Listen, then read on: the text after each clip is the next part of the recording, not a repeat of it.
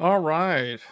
This is Tech Thursdays. Good evening, everybody. This is Tech Thursdays episode 161.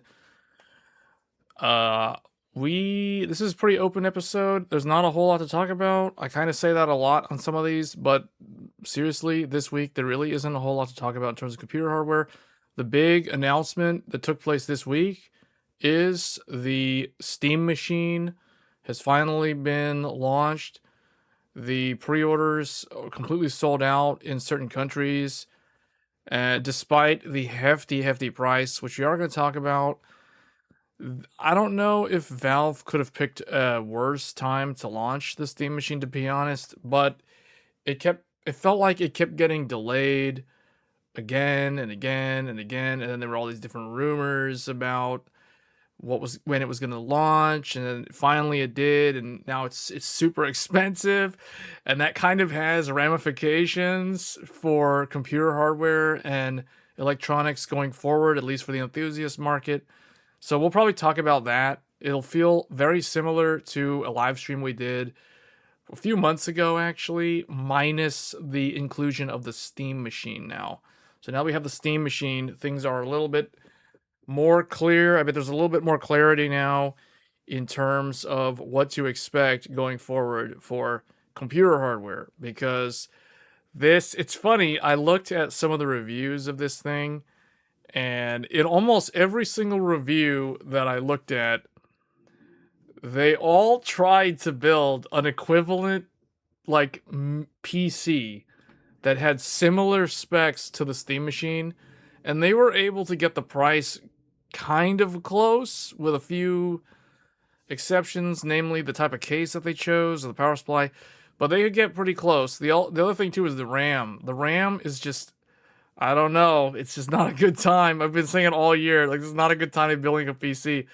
But the Valve Steam machine, if you look at it, if you try to spec out similar hardware separately, like as a do-it-yourself computer, it's going to be tough to match the price on this thing. So I do think that Valve is not really... It's hard to say that Valve is overcharging when you try to put a similar computer together and you can't, you end up in the same ballpark price-wise. So it's GTR it or no? What do you mean? It or no? What does that mean? Anyway, the I don't know what you guys think about the Steam machine. Actually, I kind of want to wait for a few more concurrent viewers before we take a poll on this, because I'm curious to know what is the enthusiast opinion, like the PC enthusiast opinion on the Steam machine, because I do think that the target audience, a few months ago, if you were to ask me who's the target audience for this, I would have told you it was console gamers. But now with the current price points and things, I kind of think that Valve was actually banking on enthusiasts getting this thing. The price point kind of automatically makes it exclusive to enthusiasts, but then it's hard to be enthusiastic about it when you compare the specs in terms of what you're actually getting. So it's to me, it feels like a mixed bag. So Microsoft announced today the price of the Xbox Series X is going up 150. Yeah, see, okay, that's what I'm trying to get at the beginning of the stream when I said the price of the Steam machine has some trickle down effects. It has ramifications for the rest of the market. Now that the Steam machine is here and the price is what it is, they can gauge, not only when I say they, I don't just mean Valve. In fact, I'm actually meaning Microsoft and Sony, and to a lesser extent Nintendo. They can all gauge what consumers are willing to pay. So if the Steam machine sells out globally in an instant, and it does seem like, from what I've seen, it's a success. It's a commercial success in terms of it's sold out in a lot of territories globally right now. At the price point that it's at, and it's still, despite the high price, it still sells out.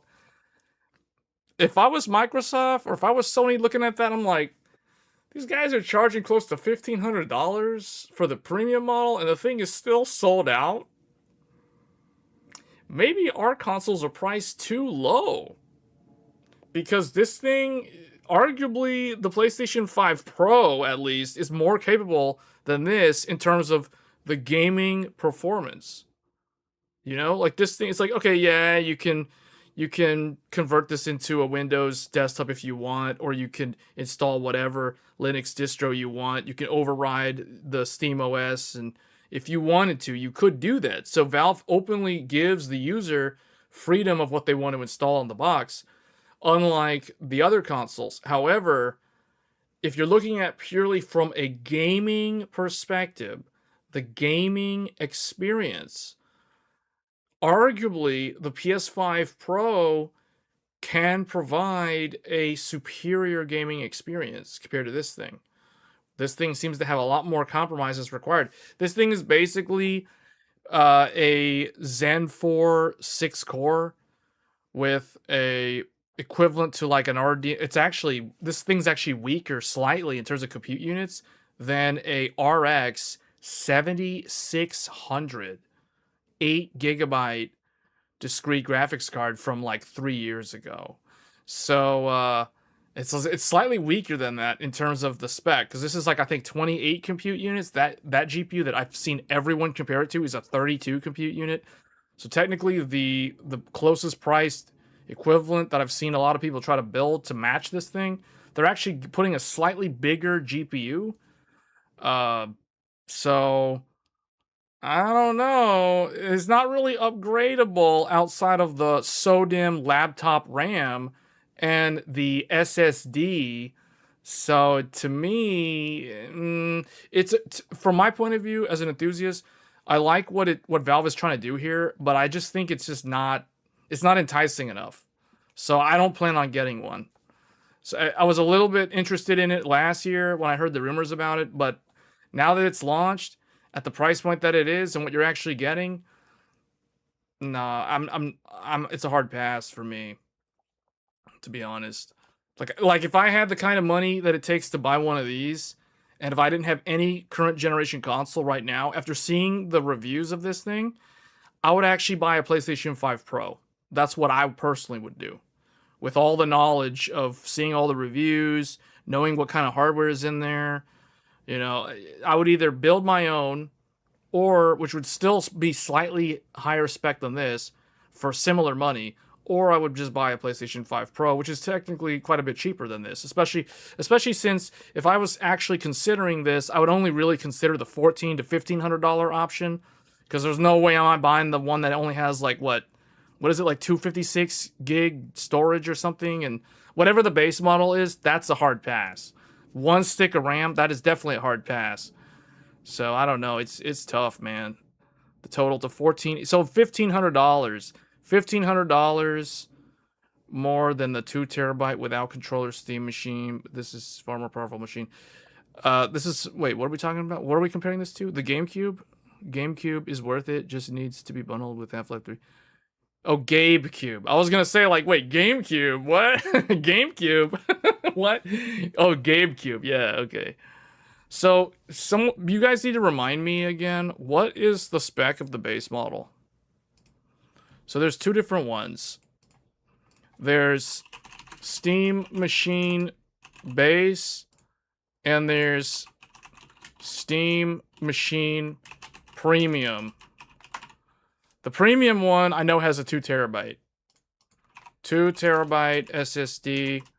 What's the RAM in the 16? What is this? 32 gig? 32 gig RAM? Or no, it's 2 terabyte plus controller, right?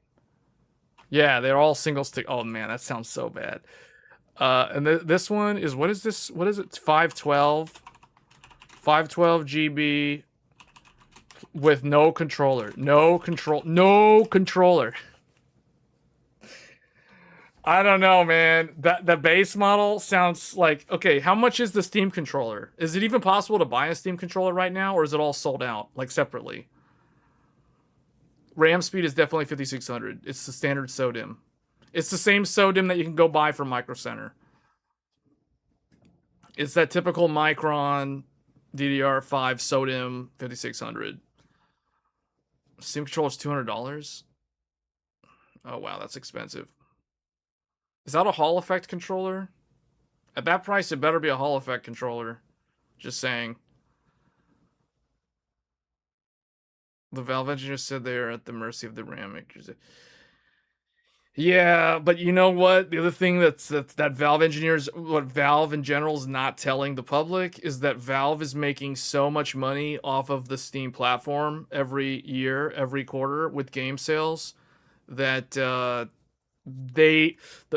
I don't know. There's a lot of naysayers that are expressing negative opinion on Valve right now because they know how much money Valve is making off of Steam every year.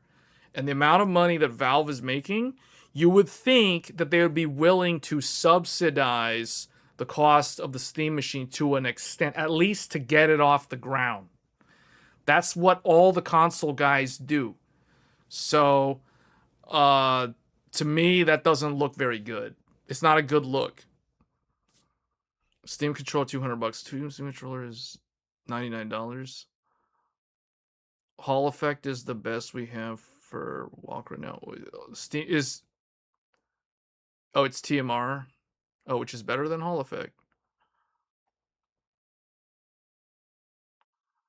Is the Steam controller really $100 or did it go up to $200? Why am I seeing two different price points?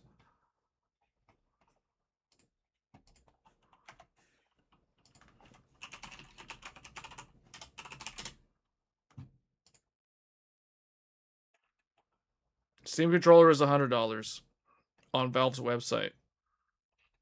It's $99. That's actually okay. And it's TMR. That's pretty good, actually.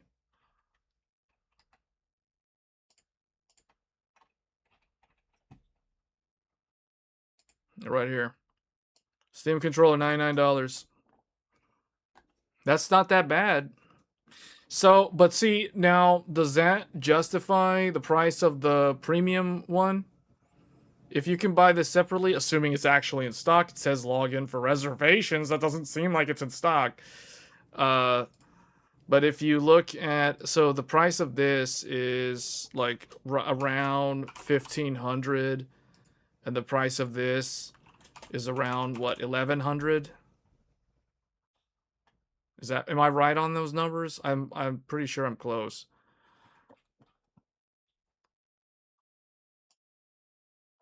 You know, after tax, it's going to be above 1,500, and you know, after tax, it's probably going to be over above 1,100. So, $400 or no, yeah, $400 more for a $100 controller plus a 2TB SSD. How much is a 2TB SSD right now? Does anybody know?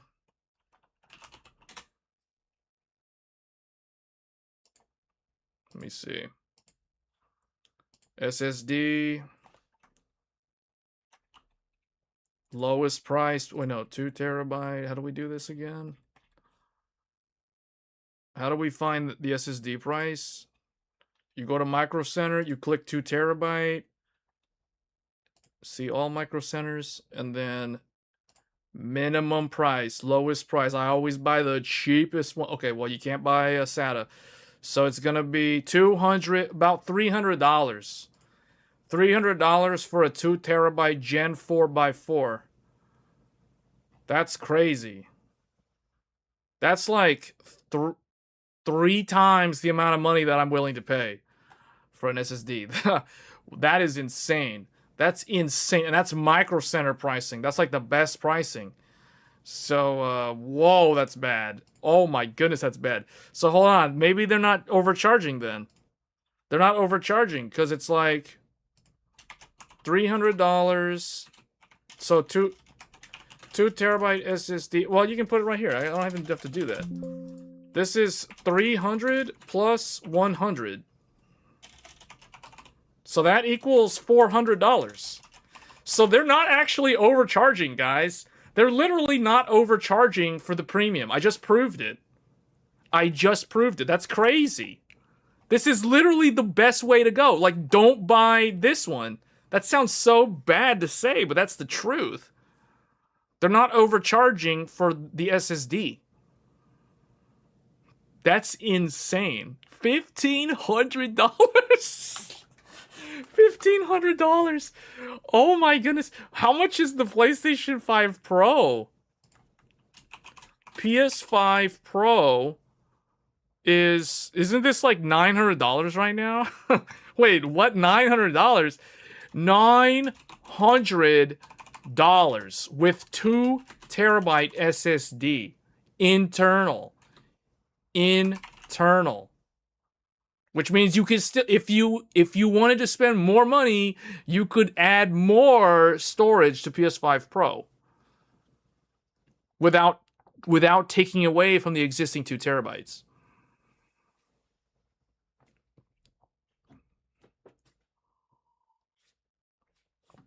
PlayStation Plus,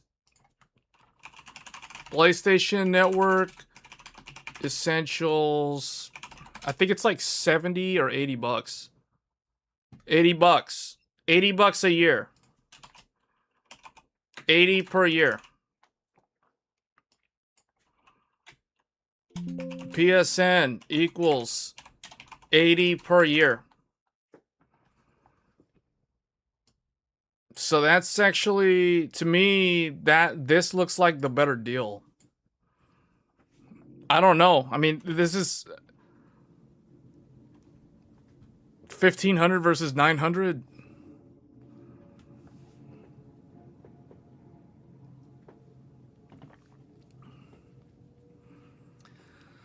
Yeah, me and Super Googly are super satisfied with buying PS5 Pro at launch. And mine's got the Blu-ray drive in it already. I can play HD Blu-rays. You know, it's good. Saros, I don't have to wait. Exclusive GTA, I'm already ready, man. I'm already ready. Not that I really care that much about GTA, but still, I'm just saying, I'm already set up for GTA. You know, like I ain't gonna wait for the PC version if I decide to play it. Just saying. So, that's looking pretty good. What is the Xbox Series X? Xbox Series X.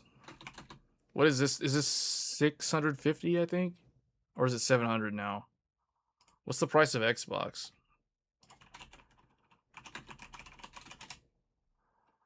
Xbox Series X. A 1 terabyte. A 1 terabyte Xbox Series X is about $700. 700 includes 1 terabyte SSD internal. Now, and if you want to add more storage to the Series X, you have to buy their special proprietary Seagate card, which is more expensive than a regular SSD. So upgrade pricing on Xbox Series X is higher. Now, for online play, don't you have to have Xbox Live? What is Xbox Live's price per year? Xbox Live Gold, right? 1 year pass core membership officially costs $60. The standard retail. Okay, so 60 bucks. PlayStation's more expensive then. $80 versus Xbox Live Gold equals 60 per year.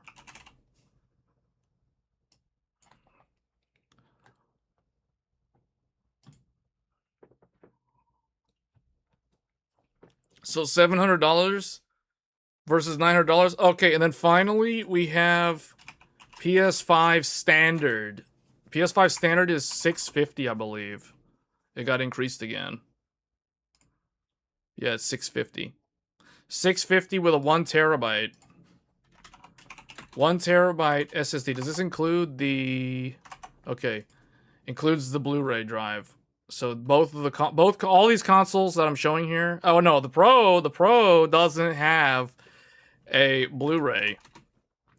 Plus HD Is it called HD Blu-ray? What's the one that can play like the 4K Blu-ray how do you spell Blu-ray like this? 4K Blu-ray? Does the Xbox Series X play 4K Blu-ray? Does Xbox Series X play 4K Blu-ray? Yes, it does. Okay, it requires you to download the Blu-ray player app. Okay, from the Microsoft Store. So yeah, this one has the Blu-ray, the 4K Blu-ray. I did not know that. I can't believe I didn't know that until now. So both of the current... I knew the PlayStation 5 had it. I didn't know the Series X had it. Okay, so the Xbox can play 4K Blu-ray also. That's really good. This doesn't have a Blu-ray. It's like that's gonna be like another $80 right there. So yeah, I don't know. This is weird, man. Like this is a really weird year. This is a really bad year if you don't already have the current generation gaming gear. You know what I'm saying?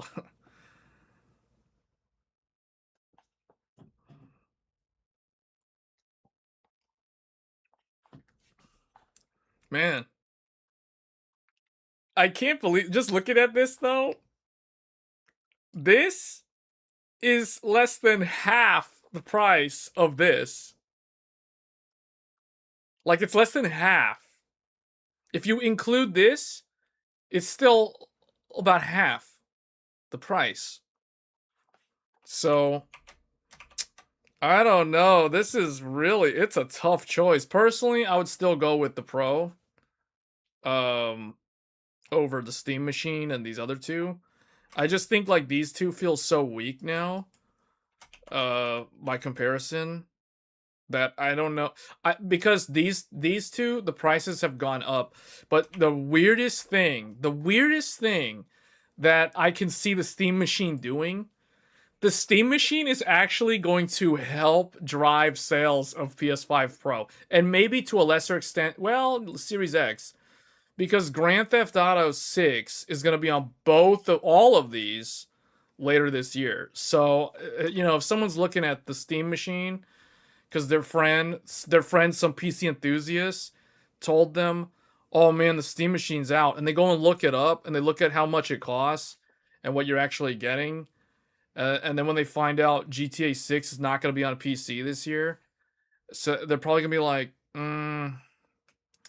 well, I can pay less than half the amount of money, or about half the money for this, or I can get the PlayStation 5 Pro, and I'm still way cheaper than this. So I don't know, because you don't even need PSN. Like everyone's like, oh, you got to pay for PSN. Yeah, you actually don't need it unless you're gonna play like online. Okay, let me rephrase that. You only need PSN if you want to play multiplayer games that require the PlayStation servers. Not all of the online games require PlayStation servers. The best example I can give you are all the live service gacha games, like Genshin Impact. Genshin Impact on PlayStation, you can play with your friends multiplayer without even having PlayStation Network subscription at all. So it's like not every game. It's mostly like if you wanted to play like Call of Duty or those type of games, then yeah. But if you're gonna play like live service, you don't actually need PSN. Is not $1,500. It's $1,430 with controller and $1,350 with no controller. Steam Machine. The base 512 gigabytes is $1,050, not $1,100. Just for accuracy. Yeah, just for accuracy. But yeah, it's good that you're clarifying that for the chat. But you know, keep in mind with tax, it's gonna become these numbers. It's gonna be around these numbers. So I'm in the ballpark. But yeah, I just want to clarify because a lot of the audience that's watching overseas, they're gonna take like 1,500 and convert it into euros and get the equivalent, or they're gonna convert it into whatever their currency is, and they're gonna get like a rough equivalent. You know what I'm saying? And usually with the prices in other markets, they include the VAT or the taxes, whereas U.S. pricing never shows the tax numbers. So that's why. But even if I put even if we account for tax is going to make it go over 1,500, and tax is going to make it go over like 1,050 or $1,100. So it'll still end up being more. You know what I mean? So it's in the same ballpark. And the point I'm making is the PS5 and the Xbox are still cheaper than the Steam machine. I mean, even this one is still more money. It's just, to me, this doesn't seem like a good deal. Mainly because if you're gonna buy the base Steam machine, you have like you're constantly gonna have to be deleting and reinstalling games because the SSD is too small, and then you also don't have a controller. So it's like, I guess, what are you gonna do? You're gonna use your Xbox controller, your Xbox One controller from like 10 years ago or whatever, and connect that to this. I mean, it'll work. You can do it. I'm just saying, like, to me, if I was gonna actually get the Steam machine, I'm not getting the base one. I would get the premium one because they're not overcharging for the SSD. And why would I bother having to go hunt down a controller, a Steam controller, when I could just buy it as a bundle? You know what I'm saying? So they're not actually overcharging. So yeah, the $1,500 price is justified when you do a PC part picker build. You try to like build out the equivalent. I mean, like, we can even do that exercise if you guys want to see what that looks like. I mean, I'm just saying, like, I've seen a lot of reviews, and almost all the reviews I've seen, people have done the whole PC part picker thing, and they get close. They end up in the same ballpark in terms of the price point. So it's like, if we go ahead and do that, here we go. Choose a CPU. It's like Ryzen 5, 7600. This one. This one includes the cooler, doesn't it? I think it does. Well, you can get this one for even cheaper, but then now we need a cooler. So we will get the lowest price possible. This one. And then the motherboard. We will get this. Memory. 16 gig. 16 gig. One stick. 116. 5600. Let's see. Oh my goodness, $200. $200? What? $200? The RAM is more expensive than the CPU. Okay, so the one stick of RAM is more expensive than the CPU. Storage. What are we trying to do here? 2 terabyte. Get the cheapest one imaginable at 2 terabyte.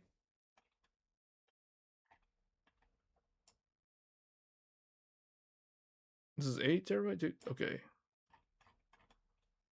Oh no, that's gonna give me all these small ones. 2 terabyte. My goodness, why are these things so expensive? $300. Is that really the least expensive one? What are these prices? Micro Center has better prices than this. This is terrible. Anyway, so this $760. Okay, now we need the video card. RX 7600. The lowest price.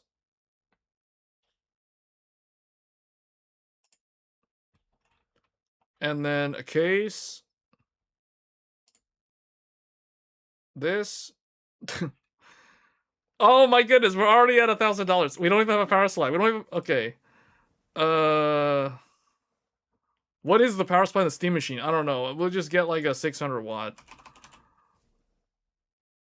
600 watt. This one's Thermaltake Smart. There, $31.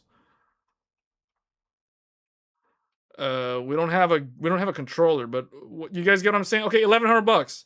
$1,100. We're at $1,100 with the most ghetto Power supply, I guess. Well, I mean, Cooler Master and Thermaltake, I guess. 600. It's an 80 watt, or no, an 80 plus nothing. It's 80 plus nothing, not 80 plus bronze. No, it's just 80 plus. 600 watt for like $30. And we have the SSD by itself is $320. Would I actually ever want to build this? No. I would not. No. But this is kind of what it looks like. So like the graphics card is expensive. That's almost $300. The gigabyte 2 terabyte SSD is like $320, and the RAM is $200. So it's like that's the bulk of the build right there. That's $1,100. There you go. That's it. There you go. There it is. My own Steam machine. Steam machine right there.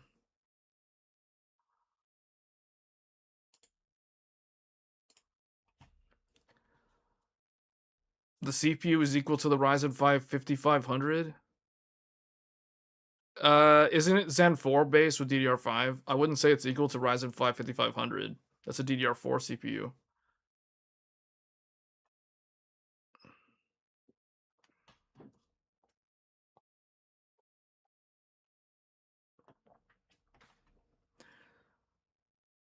Steam machine is better because it's small. This is not very big. No, the PC that I built is a small one. This is a micro ATX mini tower. I mean, okay, yeah, it's not as small as the Steam machine, but this is still small. That's not very big. This case, you can tell it's a small case because it's only got 1, 2, 3, 4. It's got 4 slots. It only has 4 slots. The power supply goes at the bottom. You can't fit a full ATX motherboard in here. You can only fit an MATX. You can't. This is too small to fit a full-size motherboard. But this is definitely still taller than the Steam machine. I'm just saying, like, this is not a big computer.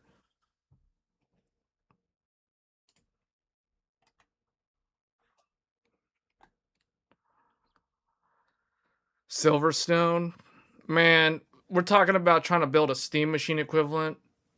Silverstone and Steam machine equivalent, those two words don't fit in the same sentence. Just saying. That's like saying I'm trying to put together a Corolla, but there's no like Rolls Royce, you know, frame or something like that. That's what that sounds like to me. Silverstone is like no, you're not gonna find a Silverstone in some random budget build. You know what I'm saying?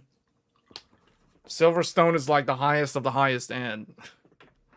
That's like mentioning some kind of designer jewelry brand. That's like some kind of Gucci computer parts right there. Silverstone. Anyway, yeah, it is what it is. I mean, the RAM. We talked about this last week. We can all thank AI for what has happened. AI created this whole thing. It's like, and it's just gonna keep on going. It's gonna keep on going well into next year. So I don't know. I really think Chinese memory companies are really our only hope. But I think Chinese memory companies are going to be making a lot of DDR4. So it's going to be up to the Chinese. The Chinese are going to have to save the world. I'm sorry, but I mean that's the truth. That is the truth. There's no getting around it. You can't the truth you can say, and that's the truth. We're going to be stuck like this for a long time, for a good many years, unless the Chinese can come in and save the day. Just saying.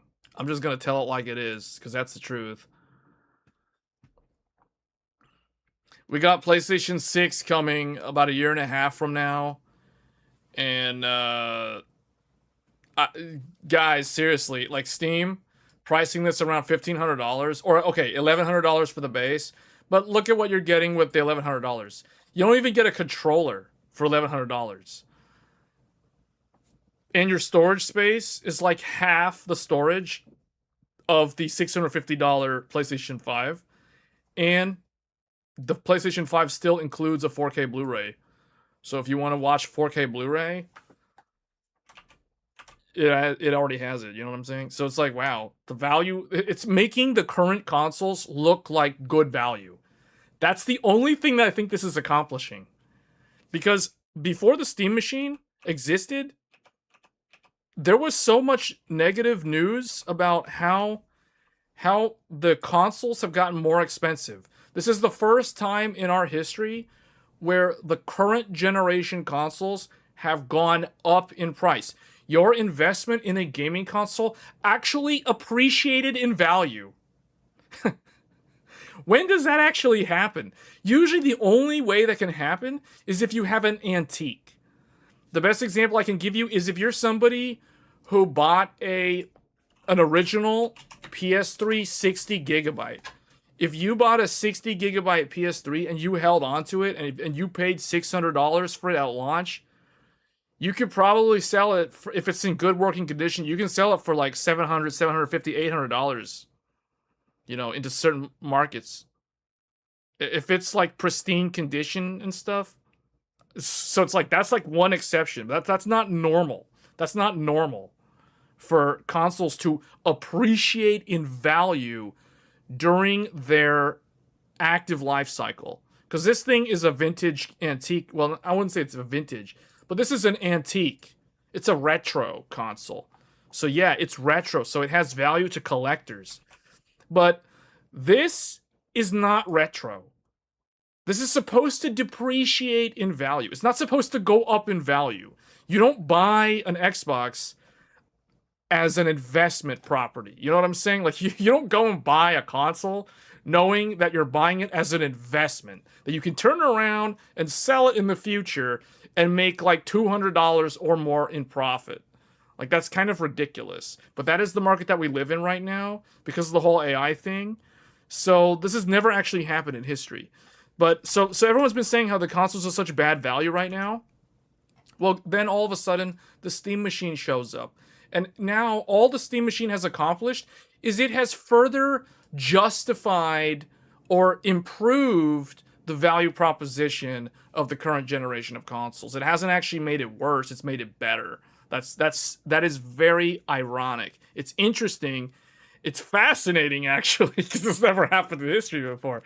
But my biggest fear about this whole thing is this sort of thing is going to give you-know-who ideas about what they can get away with when it comes to the next generation of consoles. Which means the Steam Machine can be used to establish a new minimum spend expected of the consumer for the next generation of consoles.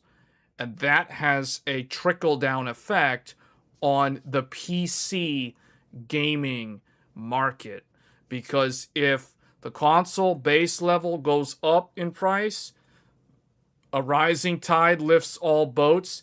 You raise the base price of the consoles, now you're going to raise the base price of the graphics cards as well. So it's going to look really, really bad for PC gamers going forward. And it's like, oh, you can thank Valve for this, but then you have to look beyond that. You can thank AI for this as well. So it is not a good time to be into this sort of hobby.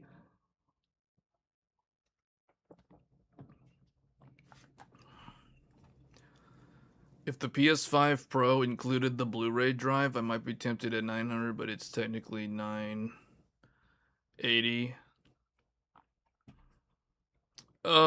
Yes. It's $80 for the drive. Yep. Assuming the price didn't change. I think it didn't change. There's no reason for the Blu-ray drive to go up in price. There was a run on Blu-ray drives when the PS5 Pro came out, though. Like, if you bought a PS5 Pro, at its launch back in, what was it, October 2024 or November 2024? I think it was November, actually. I forget when it was, but I think it was around October, November. And there was a huge run on the market for those Blu-ray drives because, and I knew that was going to happen. I called it. I said it in one of the live streams back in July of that year. And you know what I did? I went and bought one like right after I said that because I realized I was like, yeah, it'll be impossible to buy one of those once the PS5 Pro comes out.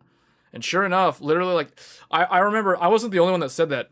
I said it, and then Richard from Digital Foundry, he basically said something similar. He was like, "Guys, I've had an extremely difficult time trying to secure one of those Blu-ray drives." I was like, "Duh." Like, so, yeah. I mean, that's an even more specialized part. The RAM thing is a big mess, though. Now the storage is becoming a mess because they realize they need object-based storage for AI, and the AI is advancing into the next phase of AI, and that's going to require even more SSD storage. So that's the reason why, yeah, if you didn't buy storage in January, which was what I called it was the last call for buying storage, then you basically missed the last boat, and now you're just gonna watch the wave of the prices of SSDs go up and up and up. It's not going to be pretty. It's just going to look really, really bad for the rest of the year. Holiday season is going to be abysmal in terms of if you want to do a new build. And we've got all these like new CPUs coming out later this year. And couple that with super expensive SSDs and astronomically high memory prices. Oh, it's not good. It's not good.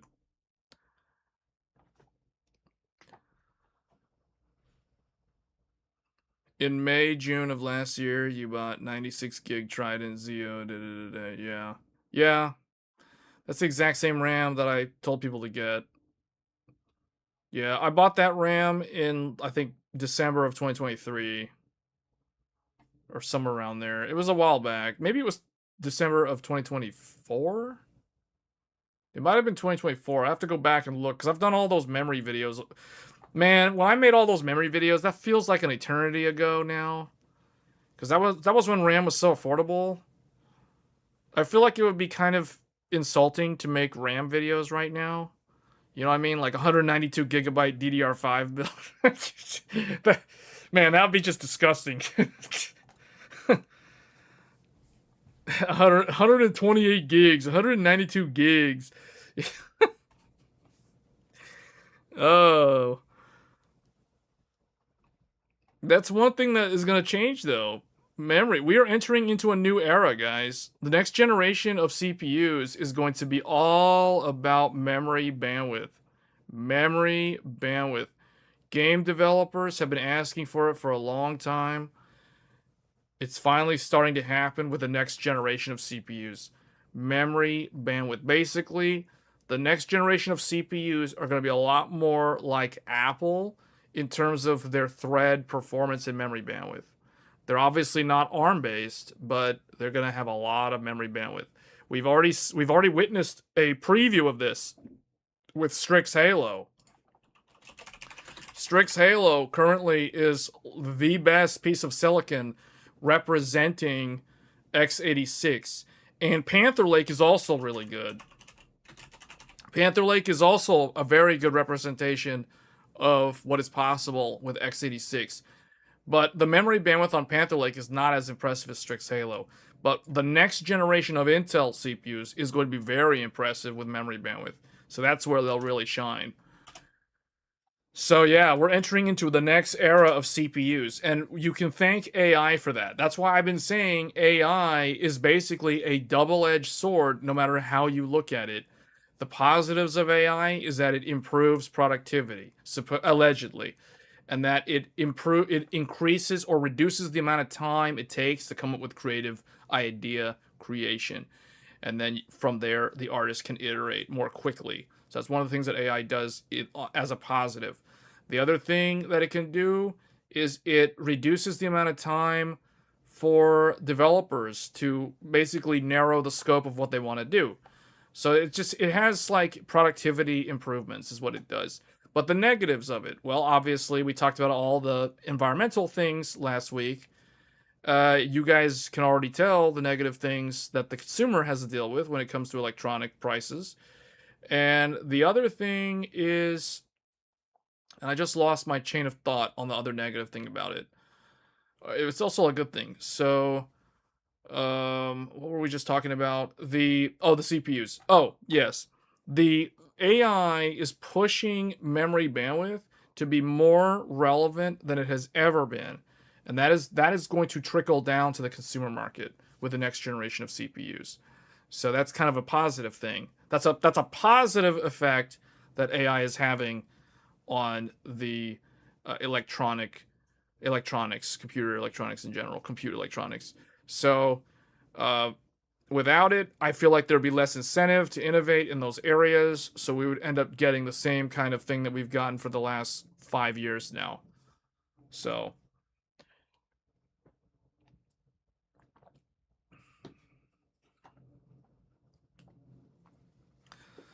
um, what else can we say about this? I mean, the Steam. Let's look at. No, I don't know. Let me see. Is there like a good. Okay. What does this article say about it? From WCCF Tech, Valve's Steam machine could have launched near $700, but the component crisis pushed it to $1049 instead. And this is from the Valve engineer Pierre. He's like, there's no contract, there's nothing. Like those guys, they give us a price every month or something, and they say, you can buy that many, and it's yes or no. And if we say no, then they never talk to us again. That sounds pretty rough. Okay. Yeah, that's wow. The popular handhelds, let's talk about the Steam Deck. Originally launched at $550, but returned in stock last month. A whopping 43.7% price increase to $789. That's for the 512 gigabyte model. The 1 terabyte received an even heavier 46% hike from 650 to 950. Now working backward from the Steam machine could. Okay, so basically trying to do an apples to apples comparison. I mean, they can kind of get close. They're not going to be able to get the equivalent because the Steam Deck has things like an LCD screen in there or an OLED in there. It means there's more things to it because it's a handheld. The battery, all those things. The Steam machine doesn't have any of that. Yeah. So, I mean, it is what it is. It's like there isn't really much you can do about what's going on here.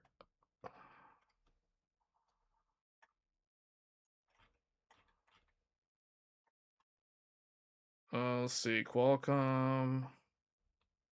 GTA 6's $80 price tag doesn't sit into. Okay, that's whatever. AMD rushes out some thing. Oh, I guess. Isn't RDNA. Yeah. FSR. In other news, FSR 4.1 is officially available for RX 7000 GPUs now. So if you've got an RDNA 3 GPU, you can run FSR 4 officially on it now. And they did some comparisons between the FSR 3.1 to FSR 4.1, and this is on a 7900 XTX. And then we have a native 4K in Crimson Desert running about 43 FPS at 4K on the same GPU. And then you turn on what I assume is quality mode for FSR 4, and now you're at 64 FPS with the same settings. And they have like a comparison here between RDNA 4 running FSR 4 versus RDNA 3 running FSR 4. And then here there's the community mod for FSR 4 on RDNA 3 at 1080p, getting about 68 FPS. So it's like, okay, the claim is that the official one does slightly better in terms of FPS. So that's quite interesting. So we will definitely be doing a live stream focusing on FSR 4 on RDNA 3. This is going to usher the return of the 7900 XTX. So I will be switching back to 700 XTX as my main GPU again. This is going to replace, well, I've already replaced the Radeon AI Pro. That thing's now back in the Threadripper system, so that's not going to be on gaming streams anymore. And currently I'm using something called an RTX 3090 Ti. 3090 Ti plus 3080 Ti. I will soon replace both of those GPUs with the 7900 XTX using FSR 4. So this will replace 3090 Ti. So yeah, this will be the return of 700 XTX. I have not used 700 XTX literally all year. This thing has been sitting in a box since December of last year. So now it can finally come back with FSR 4 in all its glory. So expect to see some gaming streams. In fact, this is going to become the main GPU again for the weekend live streams now that FSR 4 is available to it. So yeah, it can come out of the box. So, all right. I'm replacing 2 GPUs with 1 or 2. No, I'm replacing 2 GPUs with 1 GPU. The 3090 Ti and the 3080 Ti will be replaced by the 700 XTX. The 3090 Ti and 3080 Ti, I was supposed to do a live stream with those 2 GPUs. It turned into a live stream where I actually did a live stream with it. The only thing is they just didn't do anything. Because I ended up live streaming a Nintendo Switch 2 game called The Adventures of Elliot, The Millennium Tales or something. Basically that Red Mage game, yeah, on Switch 2. That was the live stream featuring the 3090 Ti and 3080 Ti. So, technically, I can check that off now so I can get rid of those 2 GPUs. So, we do need to do... The gamer audience voted for the dual Vega 64s. So I do need to bring back Crossfire. We have not done a Crossfire live stream yet. So I need to bring out Vega 64s.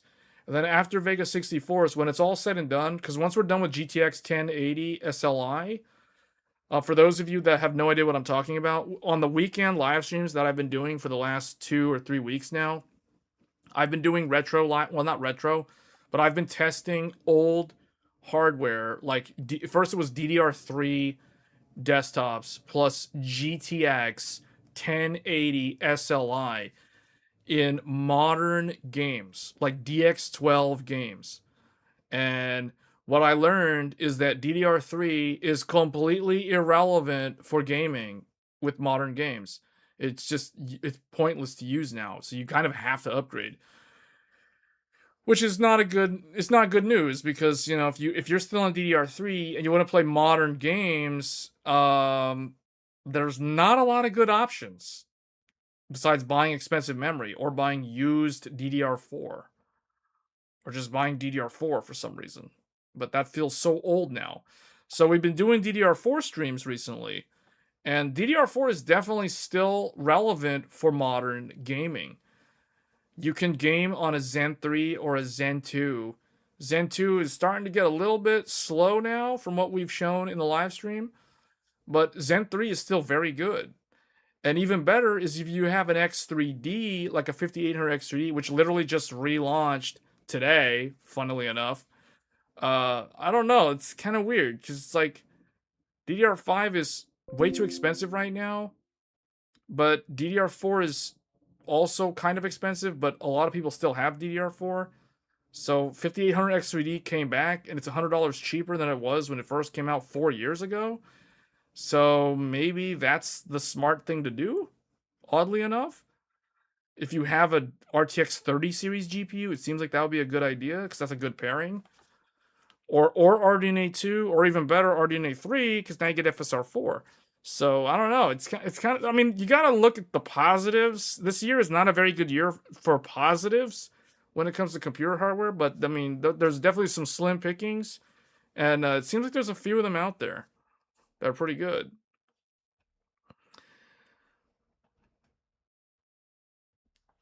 You're willing to bet most people in this live stream are okay. Well, let's poll the audience. Which memory is in your current PC? And the choices are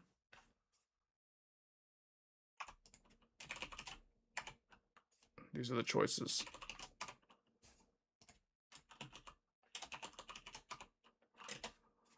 All right. So let's see what people are using. The poll is up. Vote for your memory type.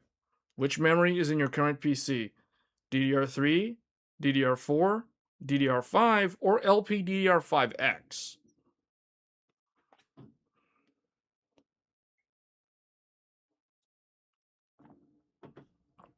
For all those people on laptops or Mac.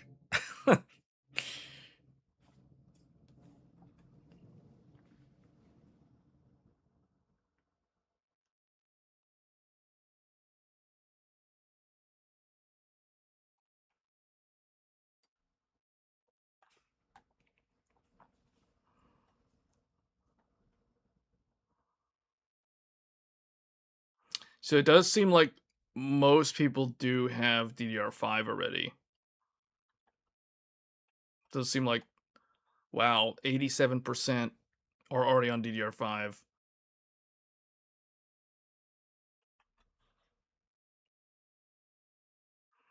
I was considering putting the DDR2 option, but then I was like, we just showed a couple of weeks ago how DDR3 was no longer capable of modern gaming. So DDR2 is kind of even more irrelevant at this point.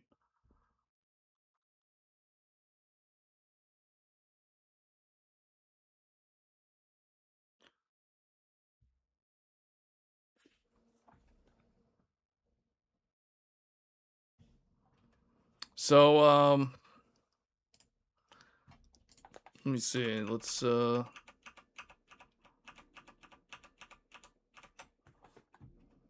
Let's go to Paint real quick. Let's discuss the current platforms here. There's DDR4, and there's DDR5. Now, the DDR5, we're going to break this up into so DDR4, the oldest, do we want to list the older Intel CPUs as well, though? It's like okay, there is what I've shown for my own testing is that Zen 2, which is basically 9th gen Intel, this is still okay. It's still okay to be using these with modern games. You're obviously going to be CPU bottlenecked pretty terribly, unless you have a equally old graphics card, if that makes sense. But we're talking strictly on the platform itself. So what I have shown in the weekend live streams is that, yes, you can game with one of these two, but they're kind of bad. So the alternative then would be Zen 3 or the 10/11th gen. How do I do this? I guess this. So Zen 3, 10th gen, 11th gen, these are all kind of old platforms. But let's split these, because these are all EOLs. These are what I call EOLs. So they're kind of like not good anymore. So the only good ones, or I guess let's do it this way. Let's do Zen 3 /10th /11th gen. So these are all kind of like old. They're all kind of the same age. Then you have the newer stuff. Then you have 12th gen. You have 12th gen /Zen 3 X3D. And then the other thing too is you have to keep in mind, you have also 13th gen. This is actually two numbers, so we're just going to say them combined because they're literally copy paste. So there's literally no difference. So 13/14 also can be used with DDR4, but the problem is most people that have these CPUs, they don't use them with DDR4. Because when these CPUs launched, they launched in a time when DDR5 was already way more affordable than it was. So the only time that you see the LGA 1700 paired up with DDR4 is typically 12th gen. 12th gen is far more likely you're far more likely to encounter somebody out there in the world who has a 12th gen CPU on a DDR4 based motherboard.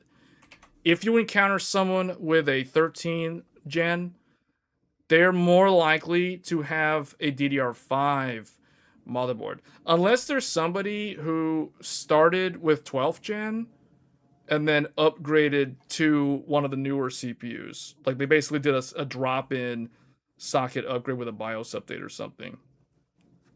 That would be the only exception where you would find somebody using that. The only problem is if you're using these CPUs, especially the newer CPUs from Intel, if you're using these CPUs with DDR4, you are severely kneecapping your 14th gen CPU by quite a bit, actually, because you're missing out on the memory bandwidth that DDR5 offers.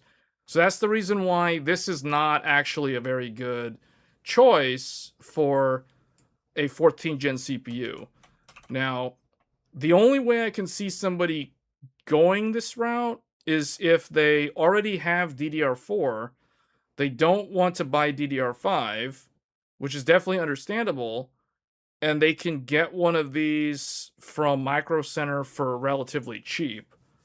That would be, but then Micro Center has the bundles, so then it's still, I mean, okay, forget about Micro Center, because Micro Center kind of defeats the whole argument. Micro Center, you would just get DDR5 regardless. So that basically makes all of this irrelevant if it comes to DDR5, because there's better options. So yeah, these are the choices for DDR4. But realistically, if we're talking about like what is available brand new today, meaning not used hardware, if we're not talking about used hardware, you eliminate all of this, you eliminate these two, so now you're left with basically this. And the thing is, Zen 3 X3D has been gone for a long time until now.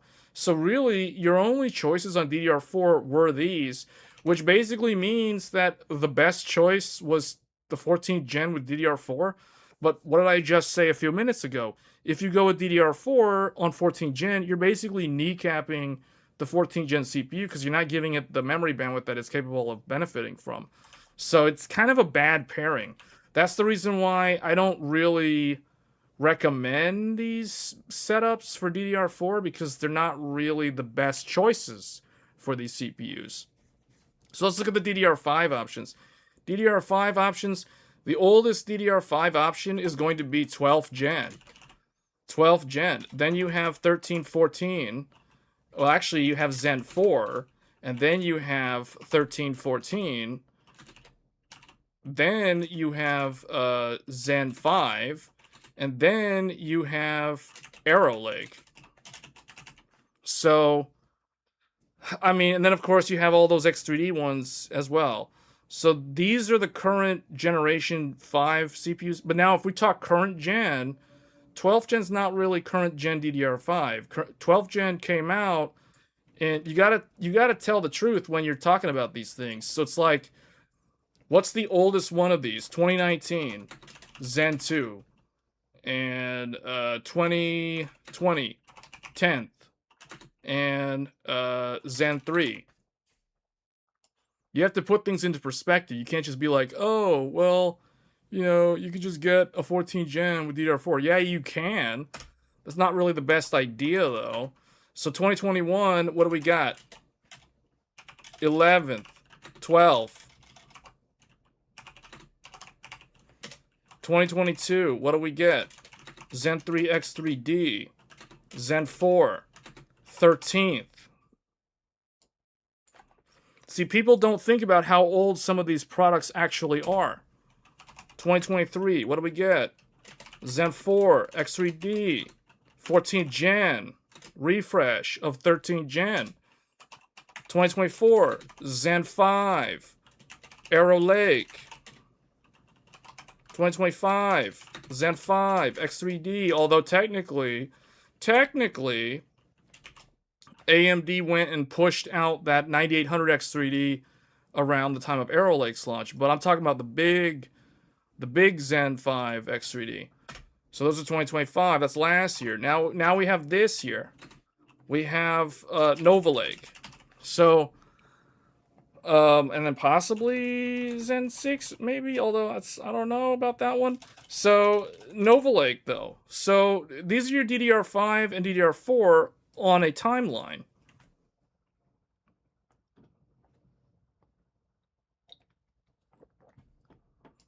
So, think about that for a second. When did DDR5 come out? Let's put it in a different color. DDR5 launches with 12. Yeah. All right, let's end the poll. About 90% of you went and voted for DDR5. So most of the people here, I feel like, is it worth even talking about this DDR4 stuff?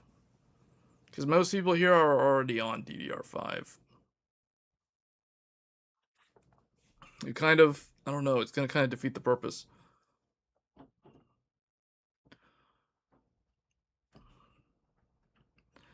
You have X3D, but you use this Intel because when I'm doing browser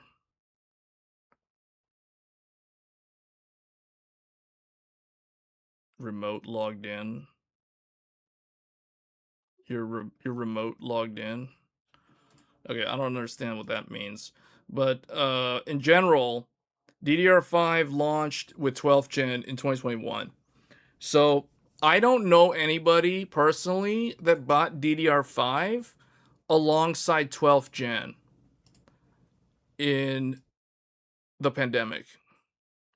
I don't know anybody. I can't give you a reference of anyone I know that actually spent money on DDR5 in 2021.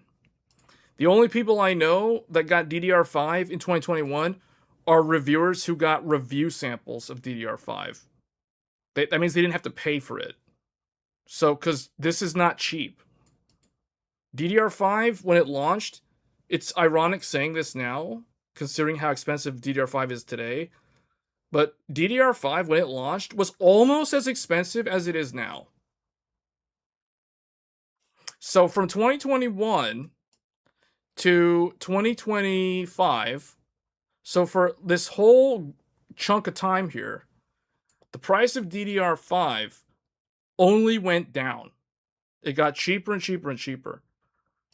And then in the last quarter of last year, it went back up. It went up.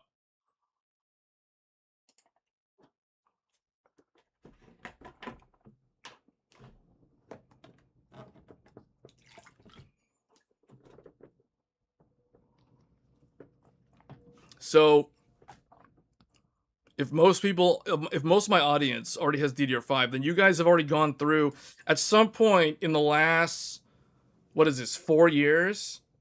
At some point in the last 4 years, 90% of you have already acquired DDR5. Think about that.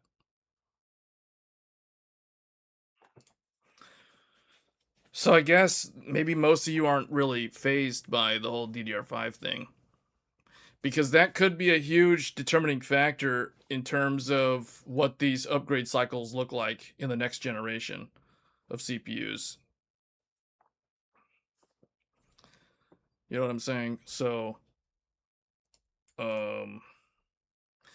yeah, I just realized now looking at this, DDR4. So DDR4 was 2014 to 2021.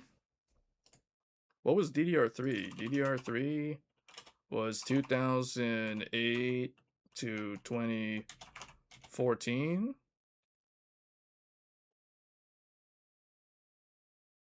Is that right? Was DDR3 in 2007? I don't know. I don't think it was. Maybe it was at the very end, but I'm pretty sure it was 2008. DDR5 2021. So we can kind of use these guys as a baseline to guess when DDR6 comes out. So if this is 7 years, if that's roughly 7 years, 6 or 7 years, then What does that mean for DDR5? That means DDR5 would go to 2028?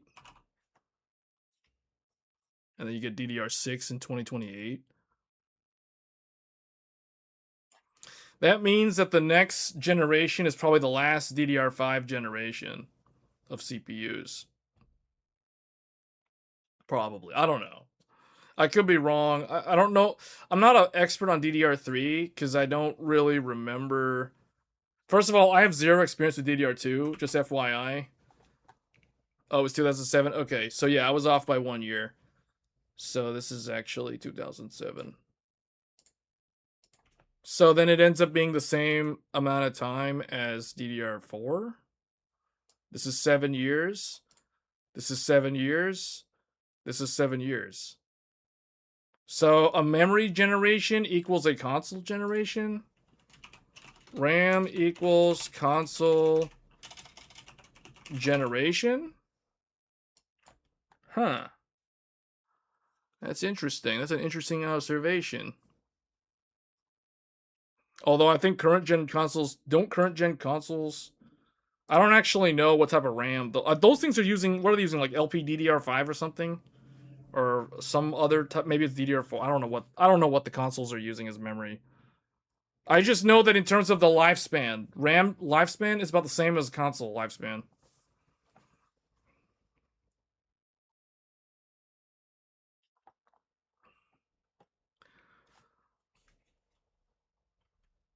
When I build my PC, I got Nova and 48 gig at Micro Center. Oh.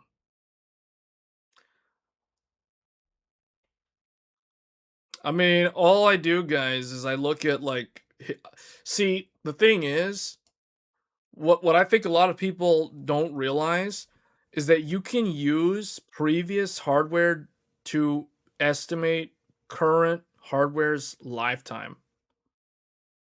Because engineering a device has a fixed cost and it has something called total cost of ownership to the consumer.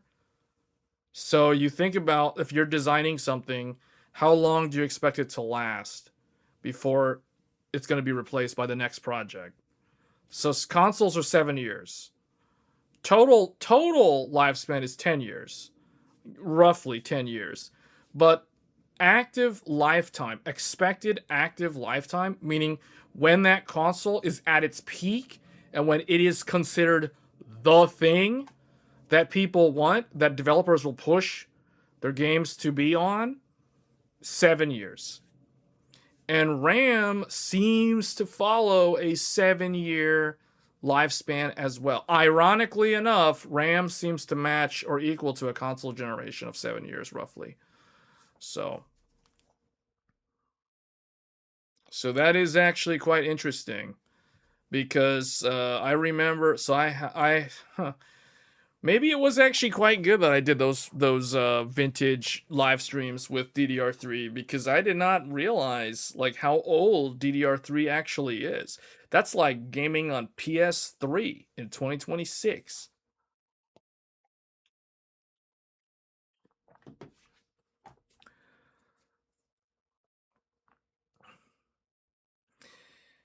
If you had a 5090 and a pile of DDR4 RAM, what motherboard would you get?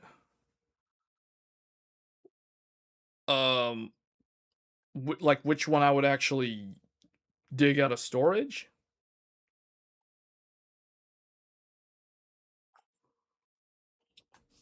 I don't know, because I wouldn't pair up a 5090 with a DDR4 platform. You're basically just bottlenecking it no matter what. No matter what CPU you pair the 5090 up with, if you're on DDR4, you're going to be bottlenecking the 5090. Even at 4K. So I would never do that. Like if I didn't have DDR5, I wouldn't even consider a 5090, because it's like you're basically not at the qualified level yet. You know what I'm saying? It's like trying to become a vice president at a company when you haven't even reached director level or whatever, or like you aren't even at a manager's level. You know what I'm saying? That's what it's like to me when with that type of question. I'm prompt processing it like an AI, you know? So no, I wouldn't consider that.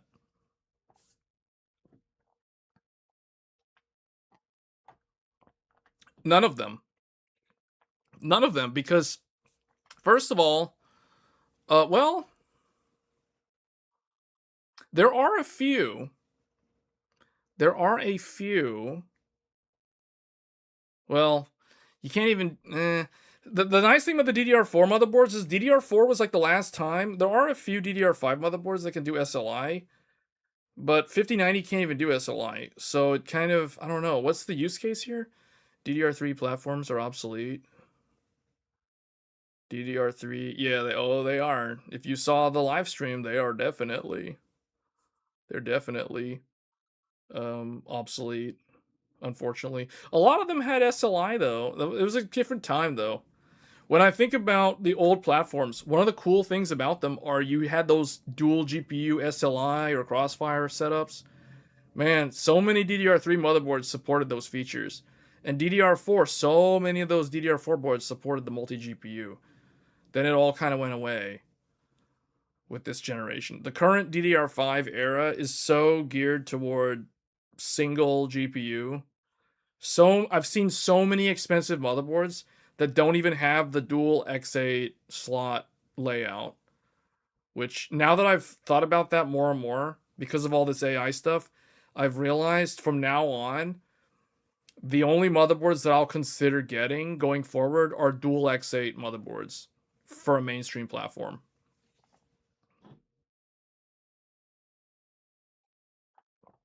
Will a 5090 max a PCIe? In some games that scale with PCIe bandwidth, like if you play anything with the Decima engine, the answer is yes. But a lot of games won't. A lot of older games, no.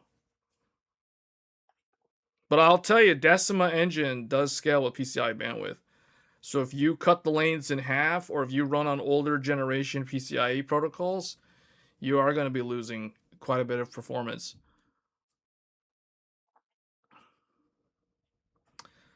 Let me see, what else can we talk about here?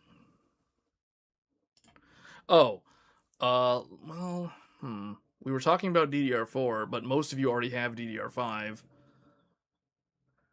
So my plan for DDR4 then, we're going to start winding down the DDR4 coverage then. We'll probably do 3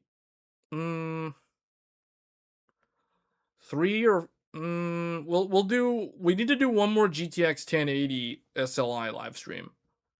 Possibly one more. And we need to do a Vega 64 Crossfire live stream. Now, those things require DDR4 because I don't have a DDR5 motherboard that supports multi-GPU. Like, even if it had the dual X8 slot, the motherboard internally doesn't have the functionality to allow you to enable the implicit multi-GPU. So, meaning you can't turn on SLI and you can't turn on Crossfire. I don't know about Crossfire, but you definitely can't turn on SLI with the DDR5 motherboards. So that's one thing. So in order for me to continue covering SLI, Crossfire, traditional multi-GPU setups, I'm stuck on DDR4 for that reason. And my newest motherboard that supports SLI is the one that I've been live streaming on recently.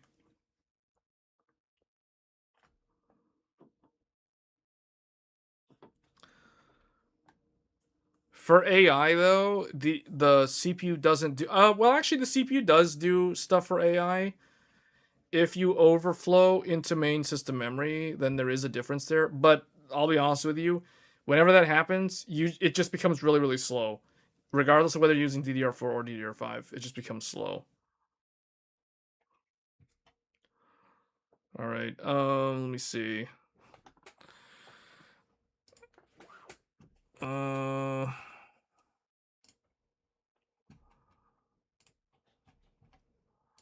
Okay, we discussed that FSR4 thing. We talked about the Steam machine. Oh, Blackwell Next appears in Linux. Let's discuss this briefly. So Blackwell Next appeared in the Linux kernel patches. That basically means that the guys like Linus Torvalds working on managing the Linux kernel, they have access to probably NDA level knowledge of the next generation. Well, not the next. Well, okay, Blackwell Next. Whatever Blackwell Next is. I think Blackwell Next is the AI thing. So, Blackwell. Yeah, because Rubin is the true next generation. But I think they're probably going to do a. There's some kind of half step Blackwell Ultra in B300. Yeah, so this is all like AI stuff. These are all AI GPUs, is what they're talking about here. The fact that it talks about CXL is also indication that this is like AI based. These are like enterprise server GPUs from nvidia. So it does seem like nvidia is super heavily focused right now on AI. Add CXL readiness polling for Blackwell Next. Yeah, so they're doing more stuff with AI to the Linux kernel. So the Linux kernel can support all that. Because let's be honest, these guys are running Linux-based servers anyway. So it's all Linux under the hood anyway. So they gotta be able to support the even if it's like a refresh architecture for server GPUs for data center, for cloud or AI, they have to be able to support those. So yeah.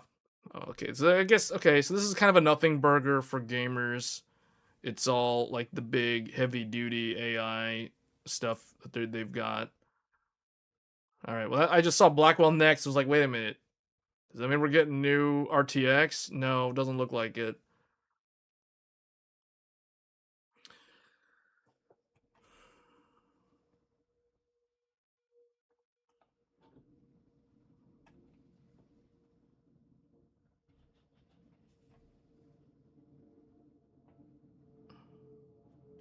Let me see what else there is. I mean, there's not a whole lot. Like I said, GTA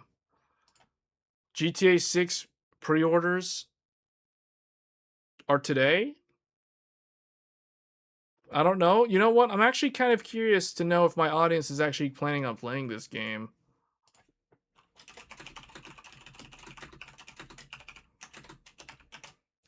So, simple poll question. Are you planning to play GTA 6, yes or no? Wait, I thought it was $80. It's $100? I heard it was $80. $100 for GTA 6? Where does it say that? Oh, this is an old article, though.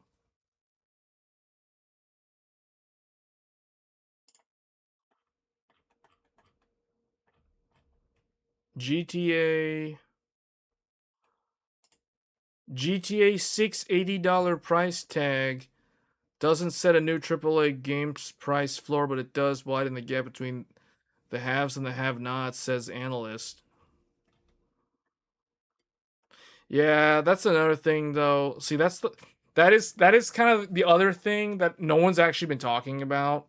The fact that the RAM apocalypse is causing the gaming hobby to become it's probably going to price some degree of people out of the market. I don't think it's going to price a lot of people out of the market because there's always, you can always use Switch 2 or existing consoles or used hardware. So there's always a way, but I'm just saying that with the increase in prices of hardware, that is a heavy capex increase that I don't think a lot of people are willing to deal with or accept, for that matter.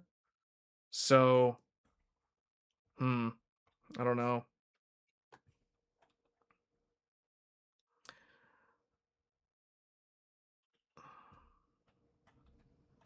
It does seem like more than half of you are planning to play the game. I don't know. People keep talking about this game. You know, one of the things that I heard, Lords of the Fallen, where is it? I saw an article about Lords of the Fallen 2. Was it on Tech Power Up?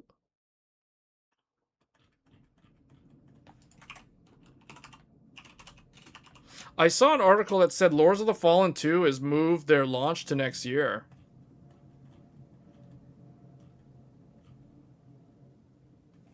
Valve quietly walks back Steam Machine 4K 60 performance claims. Uh-oh, big layoffs. Sony confirms significant layoffs at Bungie. What is this? Uh-oh. Uh-oh. Uh-oh. Framework warns of upcoming CPU price hike. CPU price hike. Uh-oh. Here we go again. First it was RAM, then it was SSDs. Now there could be a CPU price hike. Someone was talking about this a few weeks ago in the channel. Someone was talking about CPUs are going to become more expensive because AI data centers are starting to realize the role of the CPU is becoming more important for assisting with prompt processing and MCP routing for applications that are running on top of AI and for the agentic era. This is very bad news, guys. This means that CPUs are going to become more expensive thanks to AI. Oh my goodness. Oh my. And also the whole PCIe Gen 5 and nvidia is pushing PCIe Gen 6, but only for AI, not for the gamers, only for AI. So man, all the innovation is going, the latest and greatest, the best of the best. All those efforts are going to AI. AI is the first class citizen. Oh, wow. Look at this. Apple increases prices amid rising NAND flash and DRAM costs. Oh, man. Apple's prices are going up. Here we go. The MacBook Pro is starting at $2,000 minimum now. Oh, man. The M3 Ultra SoC now priced at $5,300. Yes, the price of a decent used car gets you a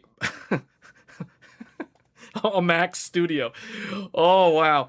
Xbox console prices skyrocket in August. Wait, what? What? Xbox is increasing the prices again? Why? They've increased the prices 3 or 4 times already within the last 12 months. They're doing another one?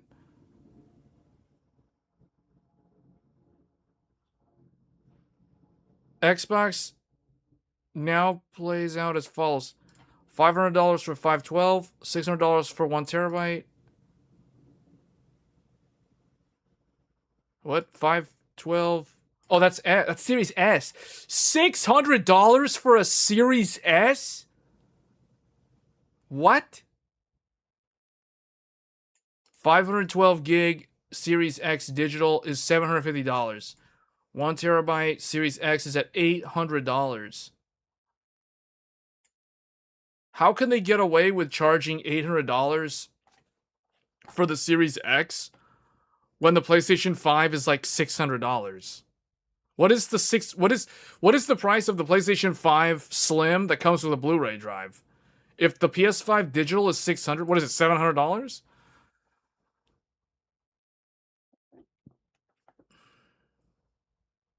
See what I mean? This is going to shrink the gaming hobby. Like, cuz this is so off-putting. Like, if you didn't already get into these ecosystems years ago, you're basically screwed if you want to start now. Or worse, later this year.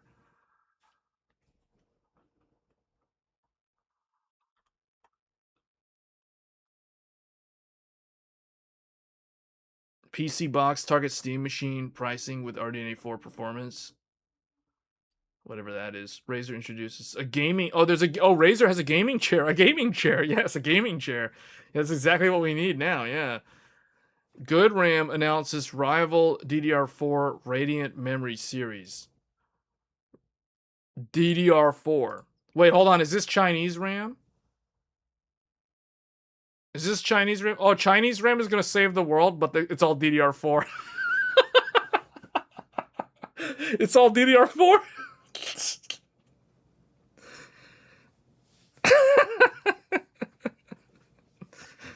And they're just gonna flood the market with DDR4. Yeah, that's like you have a fence. You have a fence. On one side, you have a flood happening, and on the other side, you have a drought. It's like, and then all of a sudden, you start adding water to the side that's already flooded. That's what's gonna happen. It's oh yeah, flood the market with DDR4 because that'll totally fix all the problems. That's exactly what we need right now. Yeah, a lot of DDR4.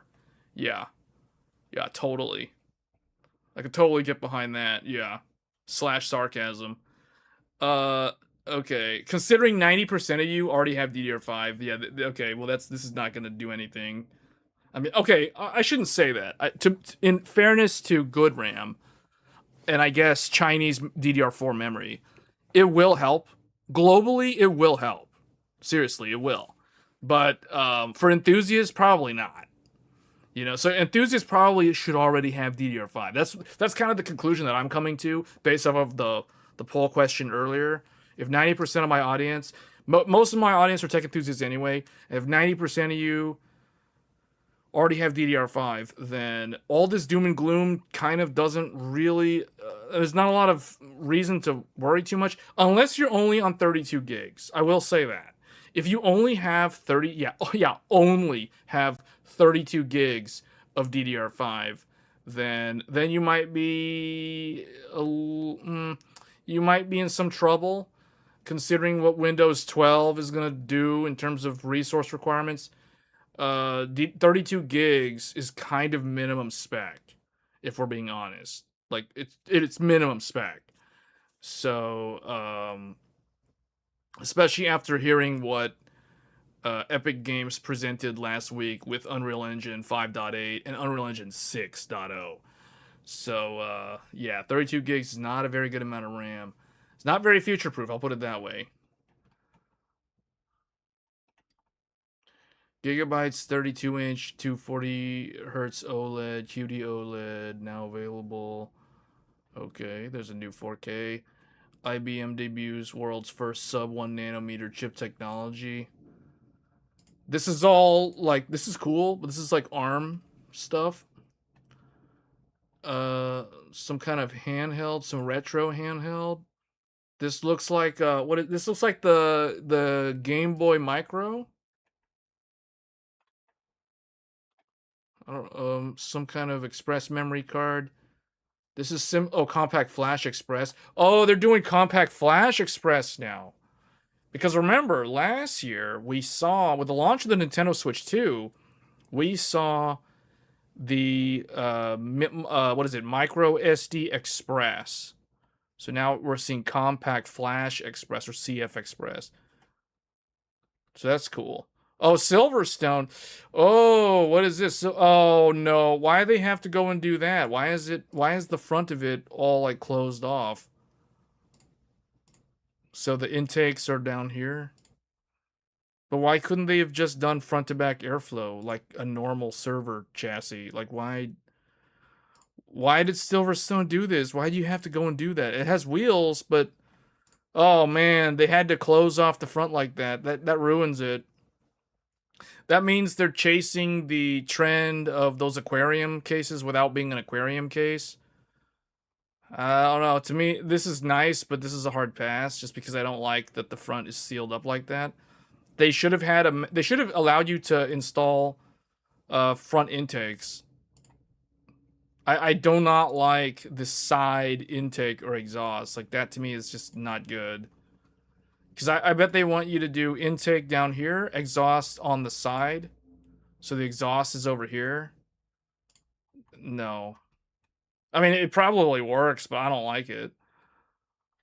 Qualcomm is stacking LPDDR memory. Okay, well that's an HBM thing, I guess. I don't know if this is gonna ever show up in phones. It's for AI, isn't it? Is this for ARM-based AI servers? Yeah, AI accelerator card. Yeah, there we go, AI. All right, AMD FSR SDK arrives with ray regeneration. With FSR. Okay, we talked about this earlier. So basically, if you have a Radeon 7000 series GPU, you now have access to the FSR4. Like, you don't have to use the Optiscaler mod anymore. You can just use the native driver now. So that's cool. Asus. I don't know what this. They're gonna try to do esports. Man, okay. First of all, what is this? Esports, but then they're showing Excel spreadsheet with a convertible. That's not esports, pal. Like, no one plays esports like that. What is this? I don't know what that is. I don't understand that. Qualcomm and Meta announced strategic multi-generation agreement on data center CPU. More ARM. This is the thing. ARM is trying to expand and take over the market and push x86 out. Colorful, some random motherboard. Colorful's doing motherboards now. This looks like an ITX motherboard with a Gen 5 heatsink right here. Okay. Gigabyte motherboard bundles, headline Micro Center Tech Days. Okay. Micro Center Tech Days. They reviewed one. Uh-oh. GTA 6 is apparently banned in several countries. A game that isn't even out yet. It's already banned in several countries. It looks like it is... What is this? Okay, so it's excluding Bahrain, China, Kuwait, Lebanon, Oman, Qatar, Russian Federation, and Taiwan. Wait, Taiwan? What? It's banned in Taiwan? I can kind of understand the other countries, but Taiwan, really? Former Xbox staff cry foul over retaliatory layoffs. They felt that they were disrespected. Okay. Significant layoffs are happening in the game market, in the gaming industry, guys. Epic Games' Tim Sweeney bets on interconnected game economies. Okay, that's the first I've ever heard of this, but this sounds like he wants all the gacha games and the loot-based games to share their in-game economies.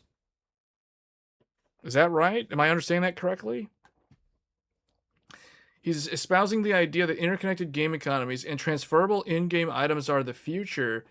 Since, okay, the only way that could possibly work is, first of all, the game companies that manage the, like, let's take two games, for example.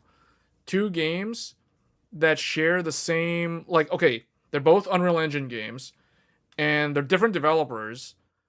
They would have to literally collaborate with each other to allow for that to even be a thing, which also implies that the two games would have to have some kind of intermediary server to do the whole translation thing to transfer in-game items between games.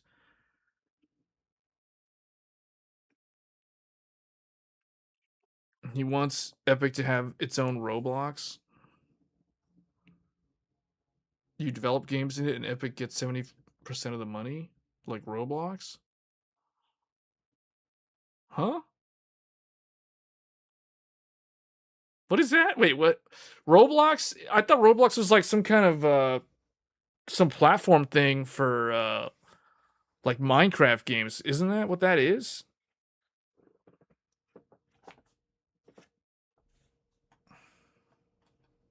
So he basically wants Roblox, but from Unreal Engine or the Epic Games Store. This is the first I've heard of this.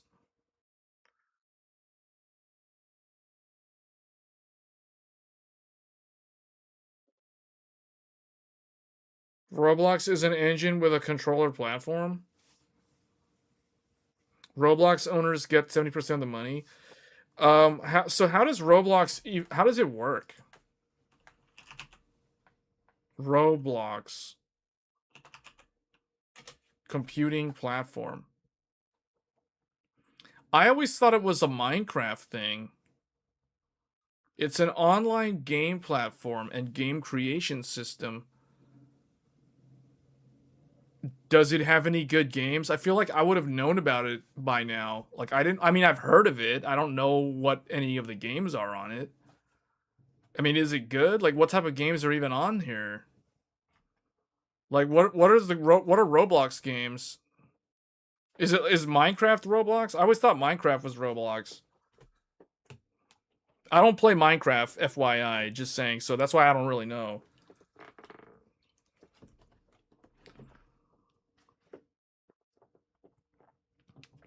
Someone's gonna have to explain to me about all that stuff, because I have no idea what any of that stuff is. Roblox is very popular with kids. Yeah, Unreal has Fortnite. There's a really good Call of Duty and Battlefield knockoff on Roblox and Counter-Strike 2. So how does it work? Like, where do you I guess my question is, like, how do you play Roblox games? Is it like its own, is Roblox like a application that you log into and then you download games on it like Steam?